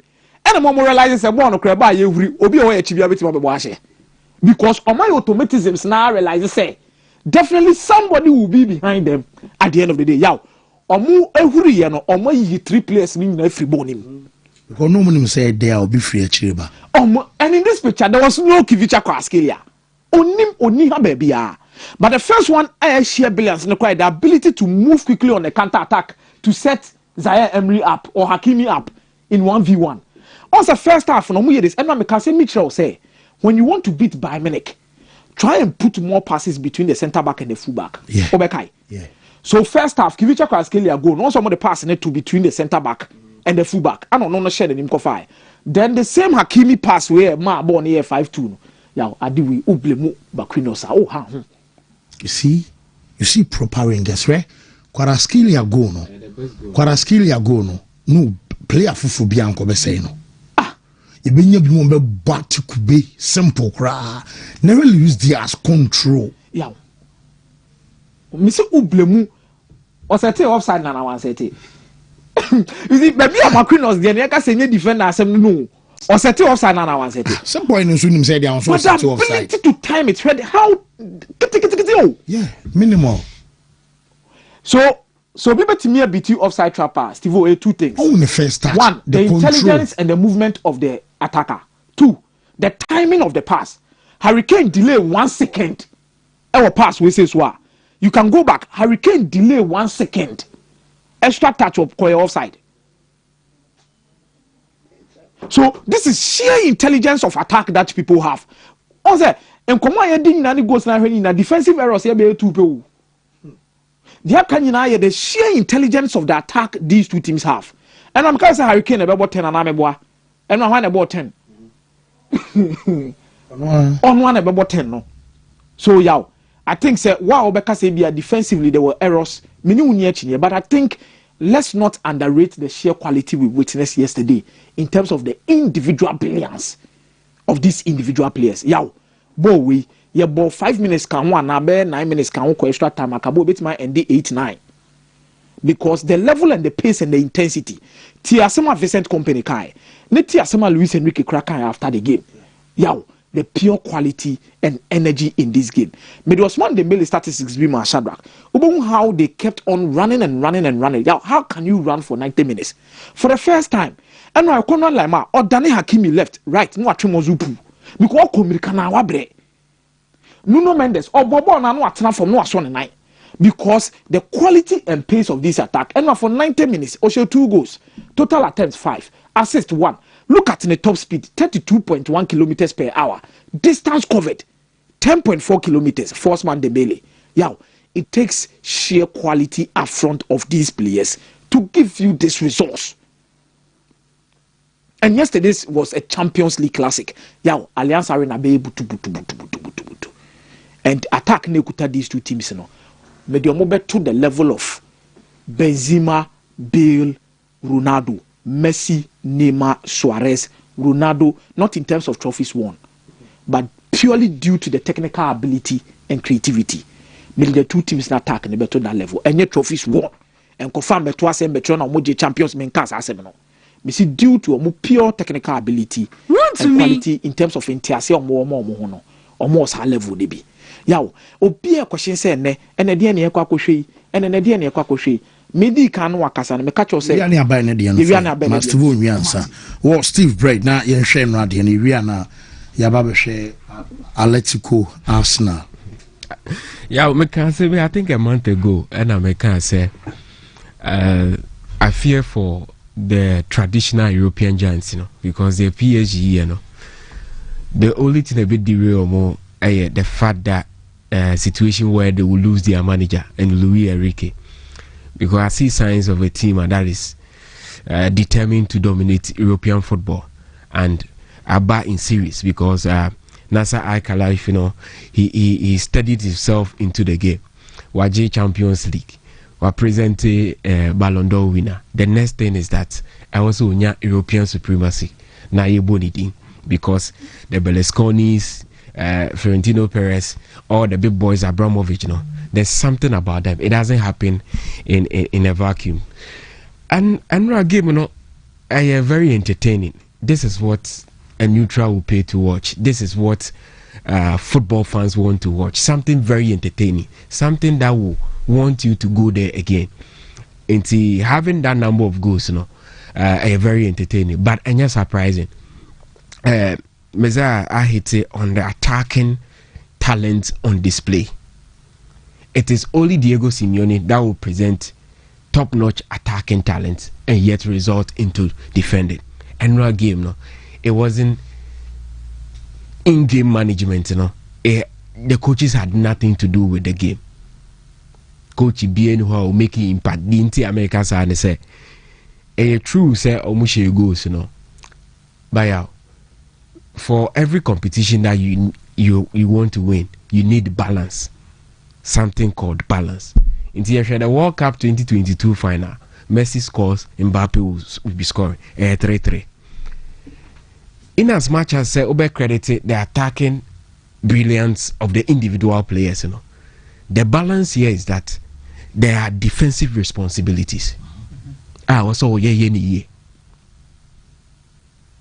until you talk of the great Real Madrid team and now Bonidin, Obo the BBC, Obo Tevez, and then Rooney Diano, Obo Liverpool Diano. But one thing I ran it through these clubs, no more defensive solidity. Sergio Ramos, whoever plays, they had defensive solidity. And the reason when Barcelona met PSG, they were so confident on remontada. Why? Because you cannot talk of remontada without having a defensive base that you can trust. The reason I'm saying is game no fair. But Oshe baby, the other side of the game and my problem I had the fact that you look at PSG going up 5-2 in any game, a game over at 5-2. But the fact that they considered 2 again tells me the coaches they have problem. They have problems with how to set up the defensive shape. This season in share the Nuno Mendes of last season. You see, one player man monitor the year passion the game, but he's not come under intense scrutiny in terms of the defensive attribute. I have Branton and friends Ashraf Hakimi. He plays just like Trent Alexander-Arnold. Offensive. What they the game in the year? Yes, when he's ever present offensively, defensively, especially against a direct winger like Luis Diaz, obenya problem. Obenya a big problem. For Bayern Munich, I'm not so much surprised because so I follow Bayern Munich. Any games or mobile, even in their domestic league now, they a team. They concede a lot of goals. Check Omu games no mobile. So for Bayern, I because the way the last 3 games they've conceded 10 goals. That is Bayern Munich. But you don't win championship with your attacking aspect alone. But how? I didn't know about the reason we are seeing more goals being scored coaches pay very little or no attention to their defensive setup. No, I don't say the away goal rule na free UEFA Champions League. A reason you see a lot of goals because say the previous one where you need to defend against away goal rule, any other coach will switch up. But we do, no matter the amount of goals, any impact on the reverse fixture, you just have to be 1 up and then you qualify. Into previously, Senka PSG and I say even Bayern Munich take lead, they will somehow resort to a defensive move because of goal advantage, But anyanu ni ehu ni sa. I say unya a coach or two players say no more the hunger and desire to play. I had deadly. And when I share the Olise and then Mendes. Mendes probably said that I can't even stop And surprisingly, these are 3 players in every Premier League in him. Olise knows you're very direct. And also a very direct. One I become as I said the last time. Now also one around the castle say Stephen Odru. Say Ringa the ball mawa. Yen some pass I don't like that kind of football. No yet Wontumi fa. And we drew baby Luis Diaz. Nipa say I say born of a sword on quantable. Harry Kane kita boa. Wontumi nje. Dembele do mo the ball na kwa. While team say boy question our situation now say busan say crime no be fa so mo be hye hwe fa so ma Dembele shares go so na no ye ka no goals no untimi nya ho hwe ma nyi. You see, for Neuer we are one of the best in the history of the game. I conceded 5 goals on a night. It should tell you a lot about a game, any attackers. Yeah, your ball or skill ya ding. But the Diaz ayema Bayern and now Oman utilize Kane to the fullest potential, and the reverse game he will come to the party. You see, the game is about wingers. Until when your wingers no more direct, the ball it is always difficult to stop them. So I watch Luis Diaz and I keep asking myself, why Liverpool Emma and he is the reason that Sadio Mane was forced to play the number 9 role at the Bobby Firmino core bench 2022. Yeah, he was the reason. That is what you need from your winger. Now, I know the best goal of the night was Luis Diaz's goal. The control, that first touch. Yeah. Say ubenye obi obesanka so makinyo sa ni punish ye shekiwa ya already momo TV game PS5 no video game no utwi SB on the opponent here untimi nya ho hwe ya do bia me argue say football mo ho ade adin wo mu pa no defending because at this point look at the pass and anya wanwa credit to Harry Kane. Obobo no man send you be here from a number 10. Delay 1 second. He is a striker. And no page a ball no man winger so on Koshe. How he would won the ball from that is exactly the delivery. You say you no Kane now. This is how I want it. Expect a midfielder so be feeding no. Yes. Sana also no Kane in the man. Yes. Luis Diaz. Yes. The first touch. Into any most are going to be a first touch or then outside foot. the outside will be to control bona bonne shin na bonne kono or the outside foot. Now, do you know what is intelligent about this goal? Or then the outside foot no to a balance no. He still defended. No peja ni tika crab no say keep an aba or the ho no be okay and you me pejam me elevate ball no me bash ho aba me elevate ball because the goalkeeper is there. You see, so Ocean Crawford, we now a footballer. You need to learn a lot from them. You need to learn. It was a beautiful night of Champions League football. This is what the game has made. And now taking me back to 2006 when we had Ribéry, Malouda. We had some wingers back then. You just enjoy watching the game. Yes. Now, yeah, I didn't know about this game. This game is opposite what Pep Guardiola as coaches and Inti. Yeah, enjoy game in this. All the wingers are Ubomudin, they were not boxed. Go and express yourself. They only me and they did it to perfection. She or Skillia, she Desiree Doué. Who's Adiana Oyana? It is something or a craft. Diaz, how many of the wingers today? Obi hold on say Obi Mrana hold on to play ni mpia ball man. So ye jai the emphasis as a person players play this way now. This is what we are going to enjoy. And I think in a long time game way and in the World Cup final and I'm sure I enjoy pa. Now Bayern and your team if they are able to solve their defensive problems they can as well go on to win one or two of Champions League. But me expect to say Bayern over the course of a week I best so much in terms of defensive shape. The reverse fashion also me expect goals sir. Me expect goals. But so much PSG I'm more try lie with this side and the other qualify on the Belgian Champions League, you know. Two teams. Yes, the other qualify from this side. Now let you go. No. The other qualify from this side on the Belgian Champions League, you know. Article Arsenal, you know, you can just leave them. Say omo the person omo ye bi an ombe. But omo nye team am expect am. Now, say Bayern and team and you omo free. Na PSG ko animu ko drew final na Sanjia. It is a deadly call to Real Madrid, to Barcelona, to Manchester United, to Liverpool. And AC Milan. Only the NTSR. And then they say, Madrid now, they are in a moment of chaos. There is no direction in terms of who becomes the manager. The manager adapting to the chaos at Madrid now. No appear the best formula of winning. And they now hear news about Madrid so percent about top three.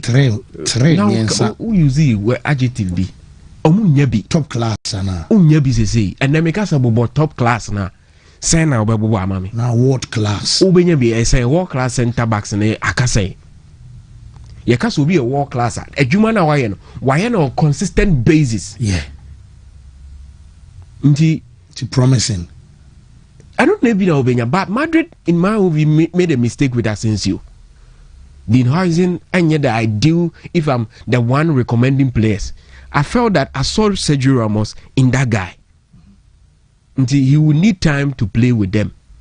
So I'm going to build this player now. I'm open. But what class in there? Okay, I'm shame.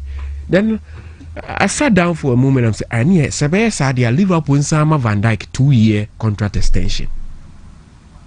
Send a Leon ne Jake now or more no munina betimi because war class there. Now yeah Bastoni ne Romero. Ubetimenya Romero who is good enough. Inti Nyame Canon se Bayern timi anye defensive work no ho adwuma. It will take PSG to the final because this PSG side they will stop at nothing. But yeah, it is a game I enjoy. But me and take away the defensive frailties of both coaches and both teams. Yes, they ought to have done something better with the defensive. Yeah, they are because we are neutrals. But I say, so what shall I say? The name is Kano. Teams need be on so omo trial adwuma pa na chire so mu da o kakra o was even MNS ni bogos no right yet you mo an be about no mo shene den there yes because almost style of defense no how they hold on to the ball a bit to say Ramos money we mo so say sa Ramos no e bia BBC ne be ko ba bi be fetch kakra ba nya prince say there e bia we mo so vulnerable no I say Barca last season Barca la mi mo ko she goals no right ba na bia chire for no so bie pipe no ba say almost nya 1 or 2 bi so share chire no ano no e bia no we mo dia no we dia e san shield do mo no ye oh Bayern share 5-1 PSG show be 5-2 T2 no fan normal but how much him now come off as we consider ya and them who say be defensively e be almost players individuals now problem but be also more improve I'm defend Opemekano and no so you juma pa Opemekano ya juma these guys prove say no pa they stood up because some 2 seasons ago Champions League be 2 goals be fan it should be the billing now 1-on-1 be bad no Araujo so psychological one fit now Opemekano there no one single game 2 goals be fan you see the beautiful story I call nyina e be wie say ye kran ni say unsa ne obi bi say World Cup champion hudu another ho say Brazil will win the 2002 they come to 2006 quarter-finals they are out Italy beji 2-6 group stage New Zealand mobile no Wontumi qualify Spain beji 2010 2014 they were out Germany beba beji 2014 2018 they were South Korea ye omofrim France for na dey na omoye no they won it in 2018 2022 they were in the final again so you look at Dembele you look at Olise Doué Mbappe Doué Bakola na almost amba World Cup no they can't simply fail into yabedu period bia say nye Argentina we are seeing France or back to back FIFA World Cup this World Cup expect them in the final again whoa yeah Barcelona ya baba share na dia no ma share among for messages where your poku shadow say tonight we will witness throws and corner kicks plus counter attacks Dabi say Dabi ma be share na de kudi entia okay Dabi I want to say haram football today oh as a mo ya ma kwese match we dey match ego Dabi okay well yemre na de no so yenhwe Atletico Arsenal the last 21 games Atletico Madrid about 82 goals in APM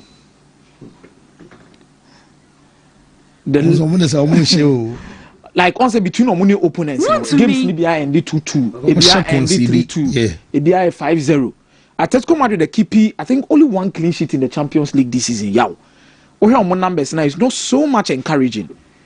This is typically unlike of Diego Simeone's team and then the first time I hear this ankomono. They have an enviable record when it comes to the semi-finals of the Champions League at this rate because yaw on the 2 occasions some are finding almost self in the same position yaw they found a way to qualify to the final at the end of the day.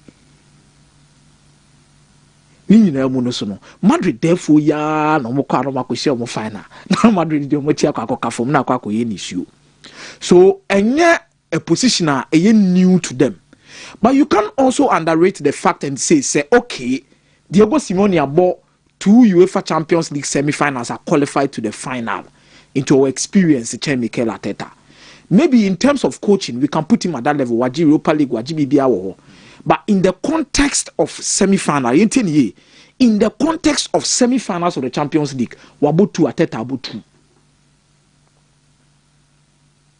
wabo 2 Mikel Arteta so abo 2 say na de obobo aka na e 2 na pepepe ana meboa it is ono no experience 2 no so mi aso abenya experience 2 na bia say ne oba e kana say 3 Simeone about 2014 we're a third one okay so I agree I think we're putting me on the right path so I think in terms of the semi-final no we were about 3 yes we're about 3 and Mikel Arteta about the second one so in terms of the level of experience no ya ketwe bi na betra ketwe on J Arteta so nyibi when we share with the group stage you see it brings you the nemesis of this life something we call deja vu.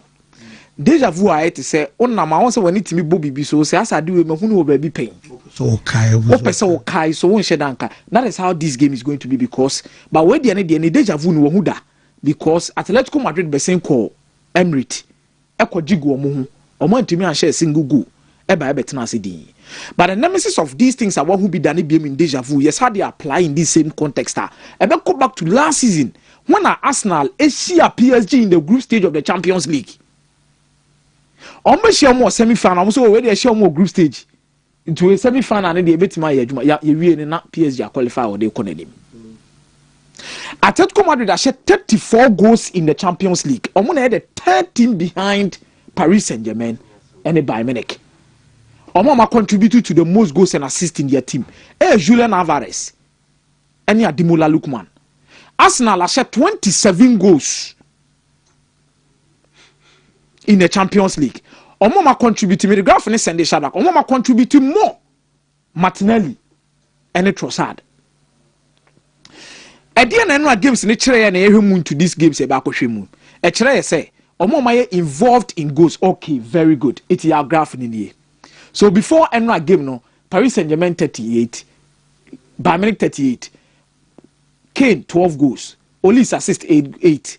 Enra Omiyoni no man involved in goals ana. Say Kane ni Olis in anomoye. Okay. Then what about say oh Hakimi ni nuano mo so man involved in goals ana.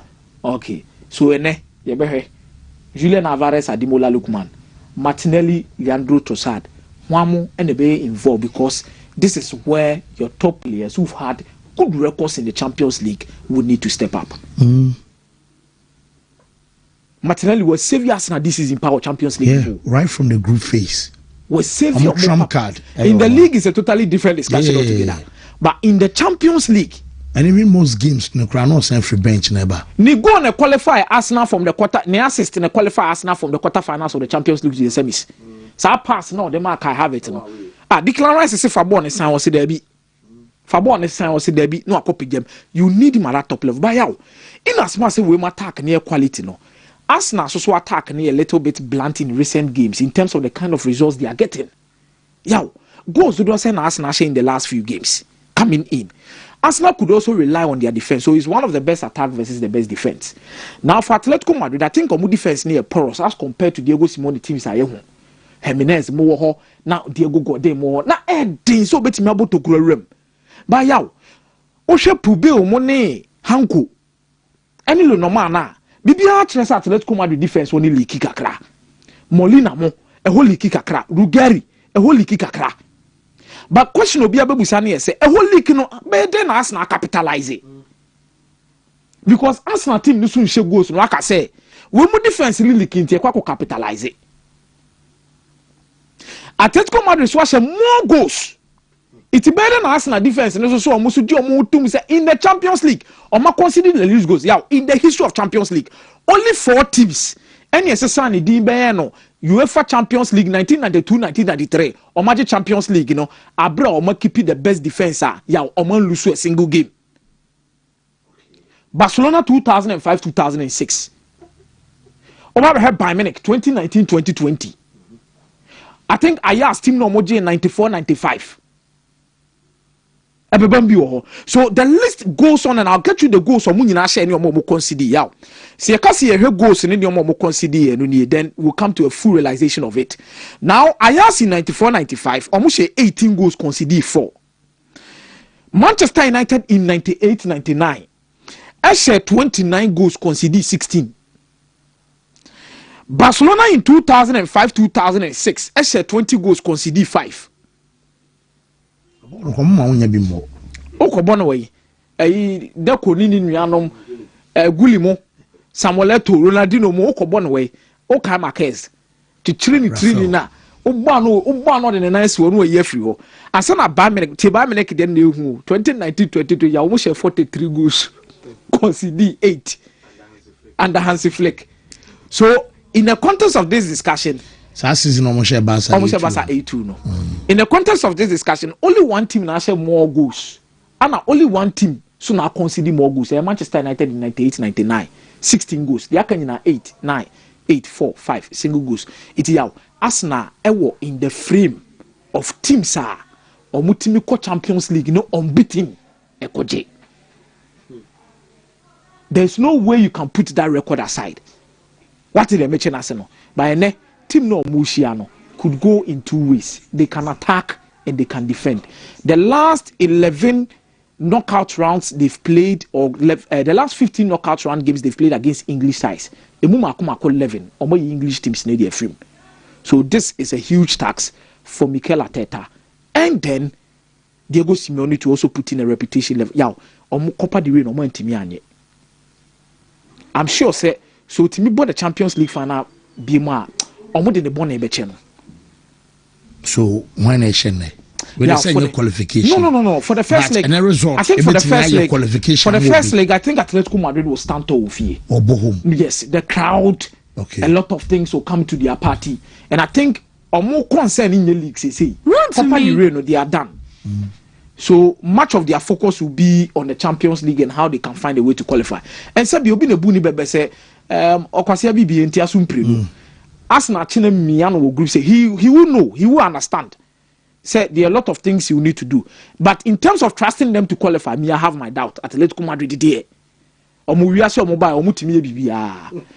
Omutimi bibia. Okay. But if you need there, I think they're more advantage. They'll find a way. But people say goes, I think Atletico Madrid will attack. Per what they have, Julian Alvarez, Solot, they will go different ways. Ademola Lookman. Arsenal will also try and find ways at least. Yen Lusua, yes, yen Prema, yan Shem Prema, she. Also by Yirim Kakra. So something like 2-1, 3-2, visa bit me aba. But I mean, it is a game where quite extreme haram ball said there. Oh, Arsenal will play. Befe. Oh, Mate, me da semiza. Still Bray.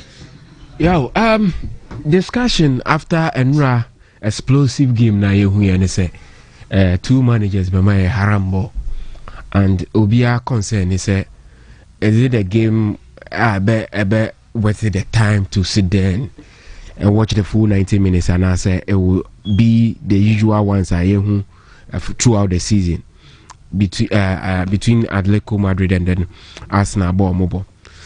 But for level Mikel Arteta de Arsenal abedru and how long Diego Simeone has stay at Atletico no, I would want to see a beautiful game. But ni nyina mu busa ho say two teams no, do they have the quality to play that level of football? And I think two teams ni nyina ho, because a very is actually say, and also from Palace no, he has something about in the game no, moment that you least expect no, that is where you're performing. But at Arsenal, just as Joker situation akoyan, I think say coach in a way wakeju omokakra. But for Atletico Madrid, it has been a very disappointing season. Me Diego Simeone there, I keep saying I don't rate him that much. For the manager that is the most the highest amount of money, any players or money there, I don't think so. What you want to but what I did look my baby and answer on mono. I think he has. Or you're available because why are you training? Okay. Our quality in abundance. Said name you also win a game. Said a number teams with the most goals and then try and deal with the most goals. No. What shows say honestly a team they are capable of scoring a lot of goals. But Arsenal concentration, where will it be? Mitie now ball except of Arteta. Then in some more can say 7 years Arsenal were nowhere near this place. This is the second year. It is not an achievement. It might sound controversial. The reason any achievement is say now Arsenal spending that big for players and over back then. But Arsenal no were a destination for teams that no more better players every year. Now Arsenal retains stars. I can see every count. I would want to see a nice game. I don't want the Arsenal boring 1-0 lead. No, be say when was the last time I won say Arsenal? I should 2 goals in the game.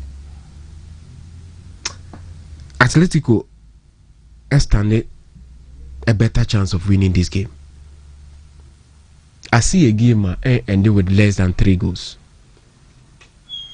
Arsenal are notorious for sad defensive ball and entertaining. My candidate that any console more be pleasure. But at certain stages, level be our game also the realm. Atletico Madrid will go all out, especially at home. They would want to win in a way they would want to put up a performance on the mat space, I got the first league, and Sana Omaba Emirates. Menya a lot to say about Arsenal. But the only thing you can say about them is how organized they are defensively. They are very organized defensively. Yeah, Arsenal are there. For the only remaining English club, you need to give them the credit. But at then I don't see Arsenal picking the win. Ebia, to me, I reduce the damage ahead of the second leg, But Arsenal, I me pick any team I'll bet on this evening. Diego Simeone, only my favorite. But for the quality, you should just allow them to play. And if he does so, I want to see a game that will revolve mostly about Julian Alvarez, Abrantian and Francis Koke, and then Alexander Solos. You see, midfield battle, no. Menya sure says Zubimeni bet me outrun Llorente for the experience. I want Atletico Madrid, That is why I didn't want to waste time. Because anything Arsenal's midfield, I had Declan Rice now. And it's easier defending against him because you need a typical English midfielder. Only blessed with a lot of skill.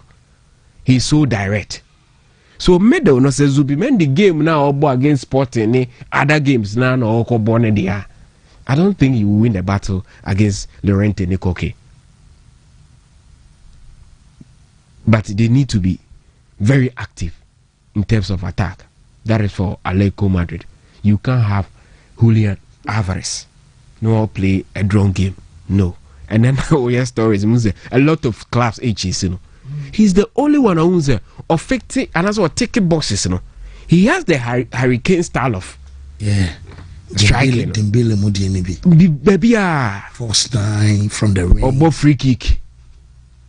Or a quick aerial ability, so I was Rokakra. That is the sort of striker you would want to have. So yeah, you can't have such a striker and not be playing the final of the UEFA Champions League. So and then you made it. I've not been so impressed with the Arsenal, and I think so. Mbenya problem here, it will be David Raya and the Bahao Mokakra. The reason I want to see Solo start, I had a battle with Gabriel and also I know Haaland figure maybe. Yeah. If they utilize him well, that is where you will see Julian Alvarez scoring all the goals. So and I don't want to see goals less than 3 a game, and I'll take Atletico Madrid to win this one. Oh, okay, but I see. Right now, Yamra Rem, Ewo so Ehru, and I shake game. I'm a we are singing our beer Eka match no ho asem, and Nadia no so no. I have some more now doubt, but Atletico Eshe Arsenal so. It me so be anti ye said Nadia no so ebesi akokapo ye quick enough ye ransom so say bibia ye could ye where done it to say we be a kama okay be a fine I want to we an impie on kakraka muajo say egusu kakraka tie e anisa okay I start Ghana Football Association afancy and starting in Komo in free honoma and opanion in Komo be by the Honorable Sports Minister and my Nyoma Kakra about the FA and the choir Omo handle the new coach now banning Jumedia OBD. Now if starting enough in Komono any Honorable Sports Minister Rakufidi Adams or no and Koma or the buy about Sika. Yedi tua coach ye kaza $100,000 no coach no Benjamin Manley no what chese enye sanity na omunyan conclude figure sika omo the new coach our by beti Honorable Sports Minister Enra oni obi ewa Sempa FM ho ana kosi san odi nsem we atuda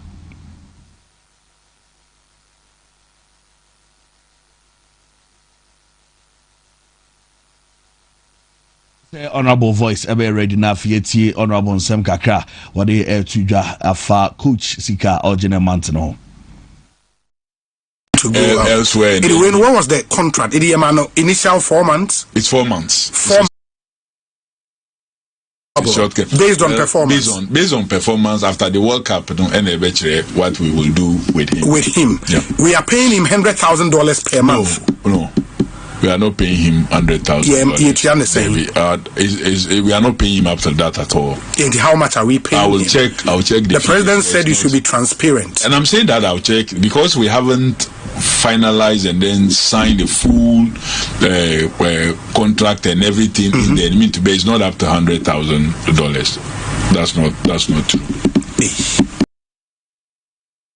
Honorable HSA and up to 100,000 said ye canona honorable and so de kakra tudwa echemu ewo any hotel bills no said ye city man for say na sisi wakoda hotel ya jim ne baby a aban dia mai say yemfa ho ana enye ne baby akuchi bo beda na ye technical director ti GFN ni tua say sika na say ye state and it no so and the Ghana Football Association o mo na etua o mo mai say omo beji sika bia kutua bills and also ode kakra etuya. I'm sure what do we do? For that is why the FA would have to look for the accommodation, the permanent accommodation for the coach. The FA will have to do that. The FA will not come back to the state say Munko share another facility. They are either converting that facility and renovating it back into a residential or looking for another one. FA na betua. Of course, the state has already provided one. And they had not come to me for almost 1.5 years by a minister and said, accommodation for the coach. They haven't. We have not paid accommodation for Coach Otoado. So it means they know that they are not supposed to come and ask for any rent for a coach. Komodi abana nkomane course no bi bisa ne say na enya wrong say baby a ye see coach entina na ye converted to be a technical directorate and also minister enya wrong say GF4 years ade no say and the F4 no mo an ye dia mo nti do mbeso mo de ye bia no e wo mo ho ti o defend this decision yinti no so gakra de tuda. The FA is looking for a structure or a facility to do something. They have found the facility that the state had given them as a residence for a coach for their, they say, a performance team or something. No, I'm saying for the technical directorate. So they've given that for the technical directorate to use. The FA has not come to the state to ask that, give us money to pay accommodation for the coach. So once they are using their IGF and their other funds they get from to pay that, is the same as maybe renting the facility for if you know my banner Ghana Football Association and the ministry woman so enkomo kakra and they about concerning about coaching also edumedia obedi room na for Ghana Premier League no pending for added a new date about officially unveiling new dates for 2026-2027 season na already said a new Messi komo say best start na me adoma September and no year 4th to 7th September and ye start Ghana new season no we were in China League in na ya matches na kana wie inti ye say the next one no ebitimi abaso na wie 28 to 31st of May 2027 eno said enuama esiatie Krobia Kumasi Asante Kotoko wo mo prepare for omo game against Dreams FC eno baso Tuba Asretev no so eno ebeta abaso weekend inti Kotoko team no omo so guso omo prepare yenkwa oma no so na yeni nkoma branche Dominic Frimpong wo free mo na ye no ekoso na said ye no ensam no esitie nyina na yekwa oma no so ne reporter branche friend honorable Kwaku Frimpong do na friend Shata na afietie said ye nuama esi etie wo Dominic Frimpong na ye na say hello Shata bibi abako de kapo nyanga dumo yeah yere nyame ase enya asem de kra ni nyina ne se abrantie ya osi academy brekum Chelsea ne adua na ofimi enne anaye eba so sen na atmosphere sitie utwa mfonyi a chempani fo ma be pie mu ho ene se the grounds esitie na awie akapo me da amia Wontumi TV for the correct and then you understand so there's a GFC and after them from home I said I said that yes yes in from home on be in and nti enra ena butua kopa from home play omere da from home to the home na be 5:30 and am look at edubenu after edubenu after mu time here e to kopa na ano be 5:30 I'm say Alliance na break kakra nti ga wetimi agina baby ye na nka ya bon koma why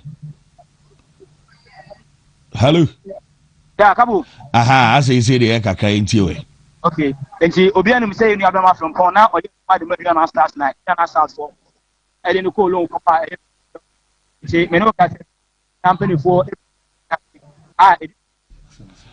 wo say lines no mo ay crime say shata baby ogina no me shara nyan yiye nti ebam na etomu a ye be sa to asinti mpanimfo ni bi video na eda so no eye mpanimfo ni bi na wo hwe no ara nana Kwame Nketia Brekum Chelsea officials no wo mo ho ana afa Aduana Stars enso team no led by CEO Atapoko Bishop ono nso e wase bi ntie na wo hwe omni players no ana za reho a ana e koso ho I hadri eyepa na Ghana Football Association so apa mpanimfo a wo mo ko ho a eja wo mo ekota na ensa kakra o mabo ede amabusua 10,000 Ghana cedis ACK it is the yefe no enso ede amabusua se na omfa nka nkonyangu na afi yi omonso ede support na bibia kamentiza ana ekọ ewo a yede wonsem ede bantie yi no eguso ayare hosam yi pa ewa asemfo so ezi yere se enuaman so ebekoye nti yi no ana ekosoro de ebesi bia no yebeba na ede ato echi we are the arrival of any team na duanafo empanifo ekoduye no Bishop anafi oledi team no ana omo enso kwachia yede wonsem ede banti sa pepepe ani si eko honom ti eye no wonsem no yede be si update bia bebe na me adomo chena no pa ye ba betena se wendwumadie no so ede no ebeba nemom odu ye kan say we Ashanti Region Division 2 Middle League no e baba Iraq Sports to the men match ba kokko so pro players almost share one ama Dance United enso share one tie no e 1-1 e ho baba Iraq Sports to them Tivanzi Yavansi nyame adoma yebema update echina no pa yeba edo wo mate supreme way that say Steve Bray yeah a couple of the interesting stories minister Diana but first of all yembo efino about so how they plan our season and European calendar no SNK very well no. I think for the past 4 or so season the GFA has done a marvelous work in terms of timing of the league, you know, because sometimes once you will feed the way eyes will be the injunction, be a so unnecessary delays and what have you. But we know Emma clubs no the time to plan and plan properly, especially Omombe Africa ne Omombe signings and the so kudos to the GFA for this announcement and I idea Omo season after season.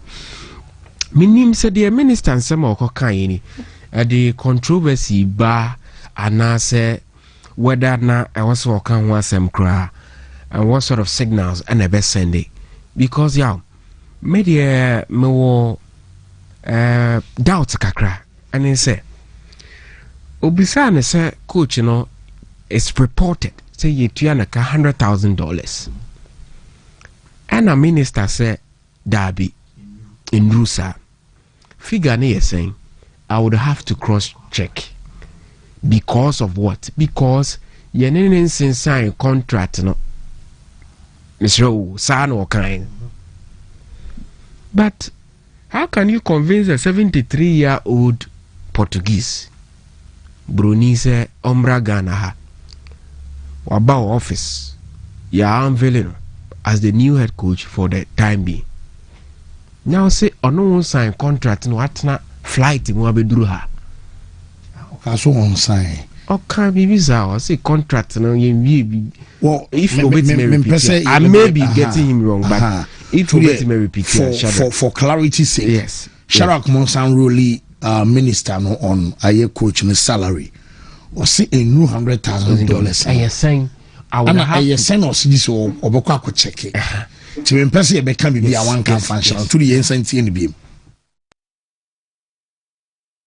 is that the FA is looking for a structure or a facility to do something based on performance after the World Cup. What we will do with him. Yeah. We are paying him $100,000 per month. No. We are not paying him $100,000. We are not paying him after that at all. And how much are we paying? I'll check. The president said you should be transparent. And I'm saying that I'll check because we haven't finalized and then signed the full contract and everything. In the admin to base not up to $100,000. That's not true. We've not finalized and signed the full contract. Say, oh yeah. I Mosimani Kasi be only a contract. You want to know the American Revi. On one's or Casa out of Mosimani, on also son of but from there. Minister can still how much money come on the Yano Crayal? On no Pedman Cratch on no Pedman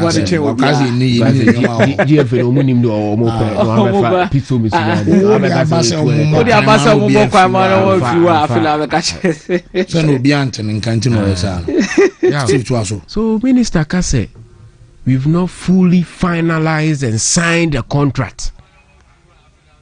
Samekase me dear mami. Because of how the whites operate.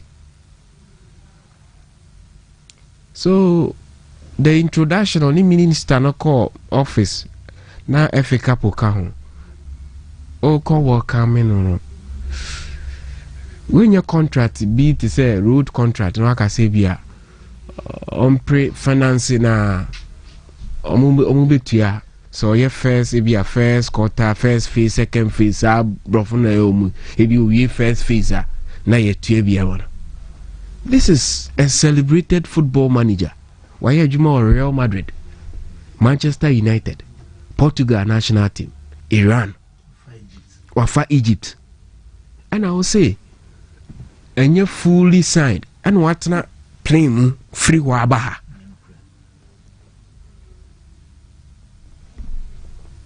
Minister, me feel about where me GD be there, mommy. I think men doubt it, but me GD be there, mommy. I think maybe an amount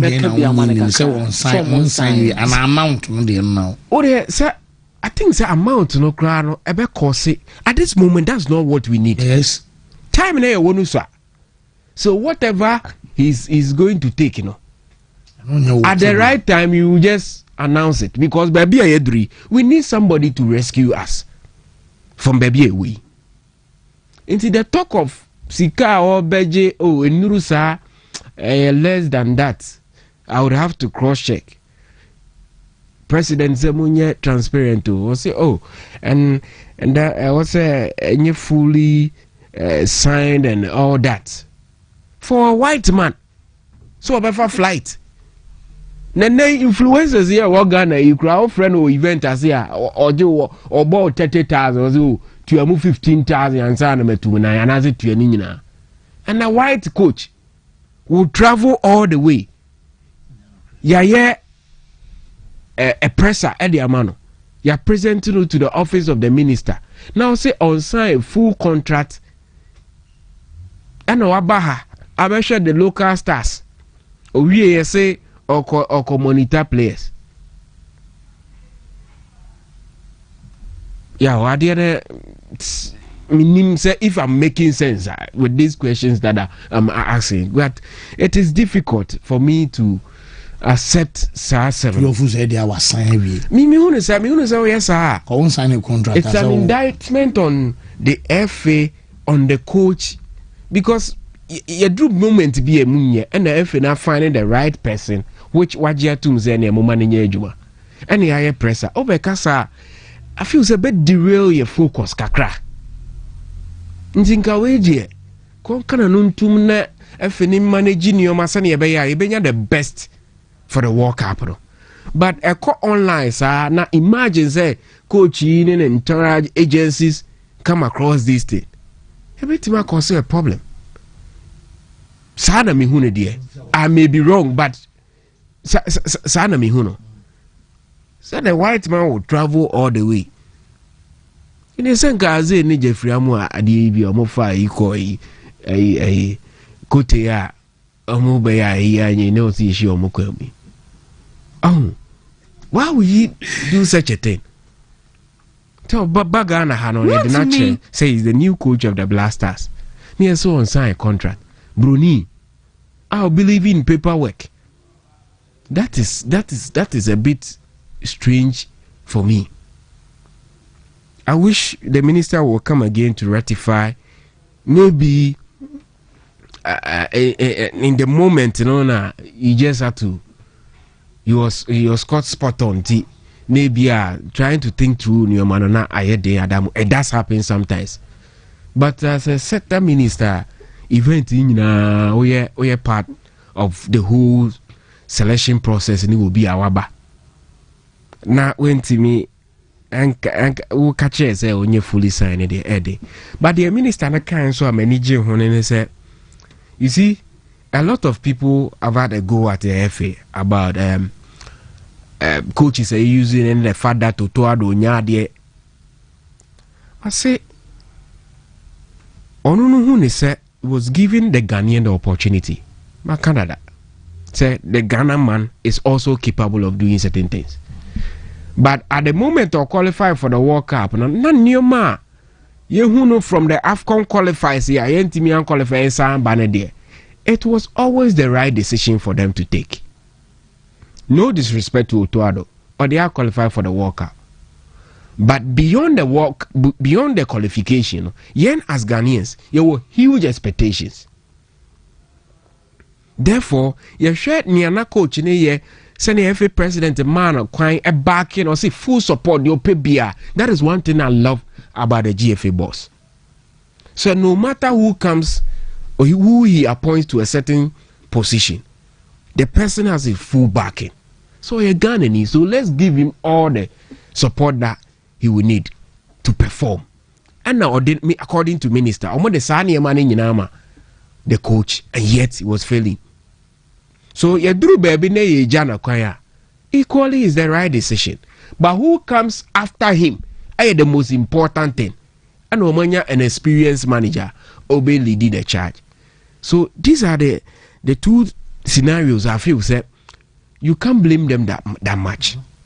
Sometimes he nipa. Na onto Otuado say onu ankasa be change ne style no. Because the human the amount people are talking said this way out there corner emfa. So you need to change it. Ketokreku onye coach. The only thing you can do is appoint you and support you. But tactically, send your obey human the any in some into a bedroom baby ni ejana kwanya. Yao. Ne kwanso I don't know. We are looking forward to the way forward whether QS maybe I want him to succeed. Because sending now obobo ni teams our coach players or no my humanity. This man can't fail. He can't fail. Even though Mejitum say a Blasters no enyina baby and ejina years ago. But for his experience, any moment na you woman there, media he has my full support. So bet me I revive a Blasters. Then send other national teams are you we see our Blasters back again performing at that level again. Okay. I think we should shove the discussion about if you a coach in a better on we should shove that discussion. Yeah, no credit. Even most of the coaches in the crown. Someone say, "Oh, me a Ghana, you can add the Mekot now, me a Ghana Blaster." But now, I don't think Sika Kono even stay there because Sika Kono Nankasa so when fear at least will be free or there. But say better hawk there. And I think if the FA decides, okay, fine, you're the better technical hub for your technical coaches number boy, and I toss you. But I think maybe people will have a little bit of questions to ask, and I need to explain the better who pays for the hotel now. What's the coach in the demo? I think say fear minister no producer no. If they using it for different purposes, if they are using it for different purposes, then they should also make sure say Sikano on back up baby the amount coach now no baby because ministry I have from there. I provide accommodation. And the amount any other coach that will come to the Black Stars, Bentisa Adia and the Muhammad Koyhemada, I think it makes sense. But you see, I think the minister is trying to shove off a lot of pressure off his shoulders. There is no way Carlos Cruz beba Ghana have a sign contract a minister in Miska Obeje because this is a ministry that pays the head coach. Omunim. Opesa discussion, just maybe on pesa discussion, the best surrounding around coach in Nisika. I just want to believe that. And he's trying to show this back check here. Yeah, BB he knows. He just wouldn't want to say it. That is how I say it. Contract almost in signing, just maybe I'll give him the benefit of the doubt because when it comes to the signing of the contract, me sure say FF1 be take center stage. Now sign contract new year, FF1 na send the copy. Edi akwa command the ministry. So was sign the part, was sign maybe a minister na so day. I sign the part. So paymasters sign contract. So that one paymasters in the sports ministry. But I think he has agreed and all of these things, and I think the contractual verbal agreement verbal agreement is so saying you don't make me this common. I think for 4 months on my draft the sign the obey. But the whole Carlos Cruz bit about so a bit media results and the amount of money here and there. No, I think it is important for us to look at how we can create a very good environment for him. Create a competitive team, and in a nutshell. There's a reason why I can't put the local players and then some bit many friendly games back nubi beboa ama team netimi ehunu omo ebeti ma pick omo de omo film ama results etimi akoye di amaye. I know the Mexican friendly games enkoye these old Black Stars players are in momo ne ba akobo. That will be an opportunity to look into the team well and pick nipo befete the course in making sure say ye co work up na ye benya proper squad. But me share Oma ye miss your film your more banner because you see I'm in Udin Komoino, Kufichera back. I was started training, and as Nyamanya is here, no so back. Abdul Mumin, Sunya, a huge injury situation, no so back, and these were players who used to be part of the Black Stars. Chere, a tournament in my power AFCON 2021. That's why I see a film. Emma Ghana for Benya Dobi man and the man di prako 3 years in a fin waba. Mumin, a defender by Kubi Miaka say, hey, Akoi passes. I think it was against Central African Republic or one of the African Cup of Nations qualifiers. Ebe bo game bi oba ya rawo kromo ase pa me was no quality ne kutana no soro kakra. Then Enesunyama in the shape of pe wingers ombe boye in games ayekomu no. Ono so rank there. Iti selection there yaw. Say de bia na me the person can you one say my guys say spy na e di wuko. Ebi so tutu ebi ba. Ebi free injury no o ma back. But yaw in no time we'll be playing the under 17 African Cup of Nations. Now me tie coach Prosper na Teogum. The reason why me want much more concern with under 17 and under 20 years say who victory that side a check. Now say ya brepa in even qualifying for the main competition, especially say bo wafuna. Ye bo wafunu bon say yakofeli. Emu ba ko ne yekobo boy ya like kinsi bufu ya. Oso wasi free bass mu onto aso nkochi biem. And the time many abra na 17 years say FIFA asesa calendar no. Every single year there will be an under 17 World Cup. And this first na ebobo under 17 World Cup 2 years no. Say o masesa no. Afi bia ye bebo. Say Afibiana, it gives us an opportunity to prepare a team well, going into such competitions, near from building a national team in the long run, due to the opportunities that is available for us. Now, it's a friendly match. You lose 2-0 to Cote d'Ivoire for Canada. Derby. Friendly games there. Normally, you use it to assess your team. But I think for the squad bit we've picked, me share that take Kasabe wo home.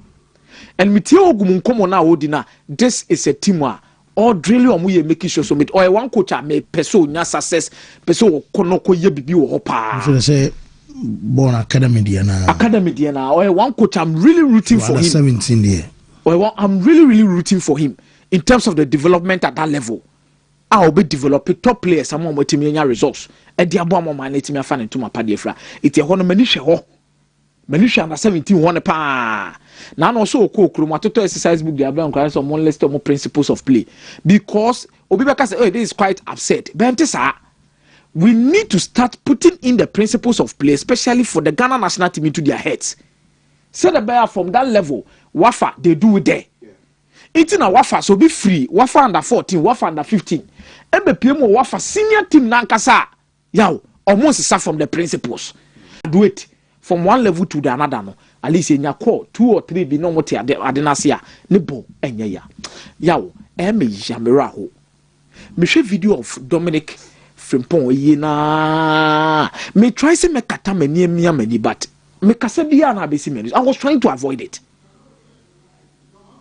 me ko pe bibia bedi if Dominic pe be kwa me akata na chi obia ye be kai Dominic say ye be hu football bi okoba bi na roba mu ko hia mu ni yawo ai ya ba ne nya yasa kwa ye be fa so akọ ya ba no yawo ya ba no de be what wo be su nye una na be fa wo be gu nsuo and then kura no festival those days na ne ya mawo latogen ne Cerelac usu awia na ne abo kokko ne de nsuo nwuna gu hu no akoda ba ne kono baby a obeto ne kono and me hwe nana Kwame Ketiamo na me hwe Bishop Manimu a hai samobodu na bi maame ni pie kura na because akola na dwuma na okoye ya wankobo kro no Sulim boy Bwanka na me be na do. And I was listening to I say na me Bishop you na edin komo che Bishop si ka Brekum Chelsea there an opportunity for him say obe polish na can next season because Adriana Stars I think they'll be doing away with almost strikers no more for mobile Mafu ni Sidibe mu then he will come and lead the lines. Na he Fufia anto ata Ebasi ana abu say a lot of questions it didn't tikwa na man fake injury I didn't tikwa na man ka say game requirement but opa agro ni nti do agro no pa agro do agro ene hwede akwa akosie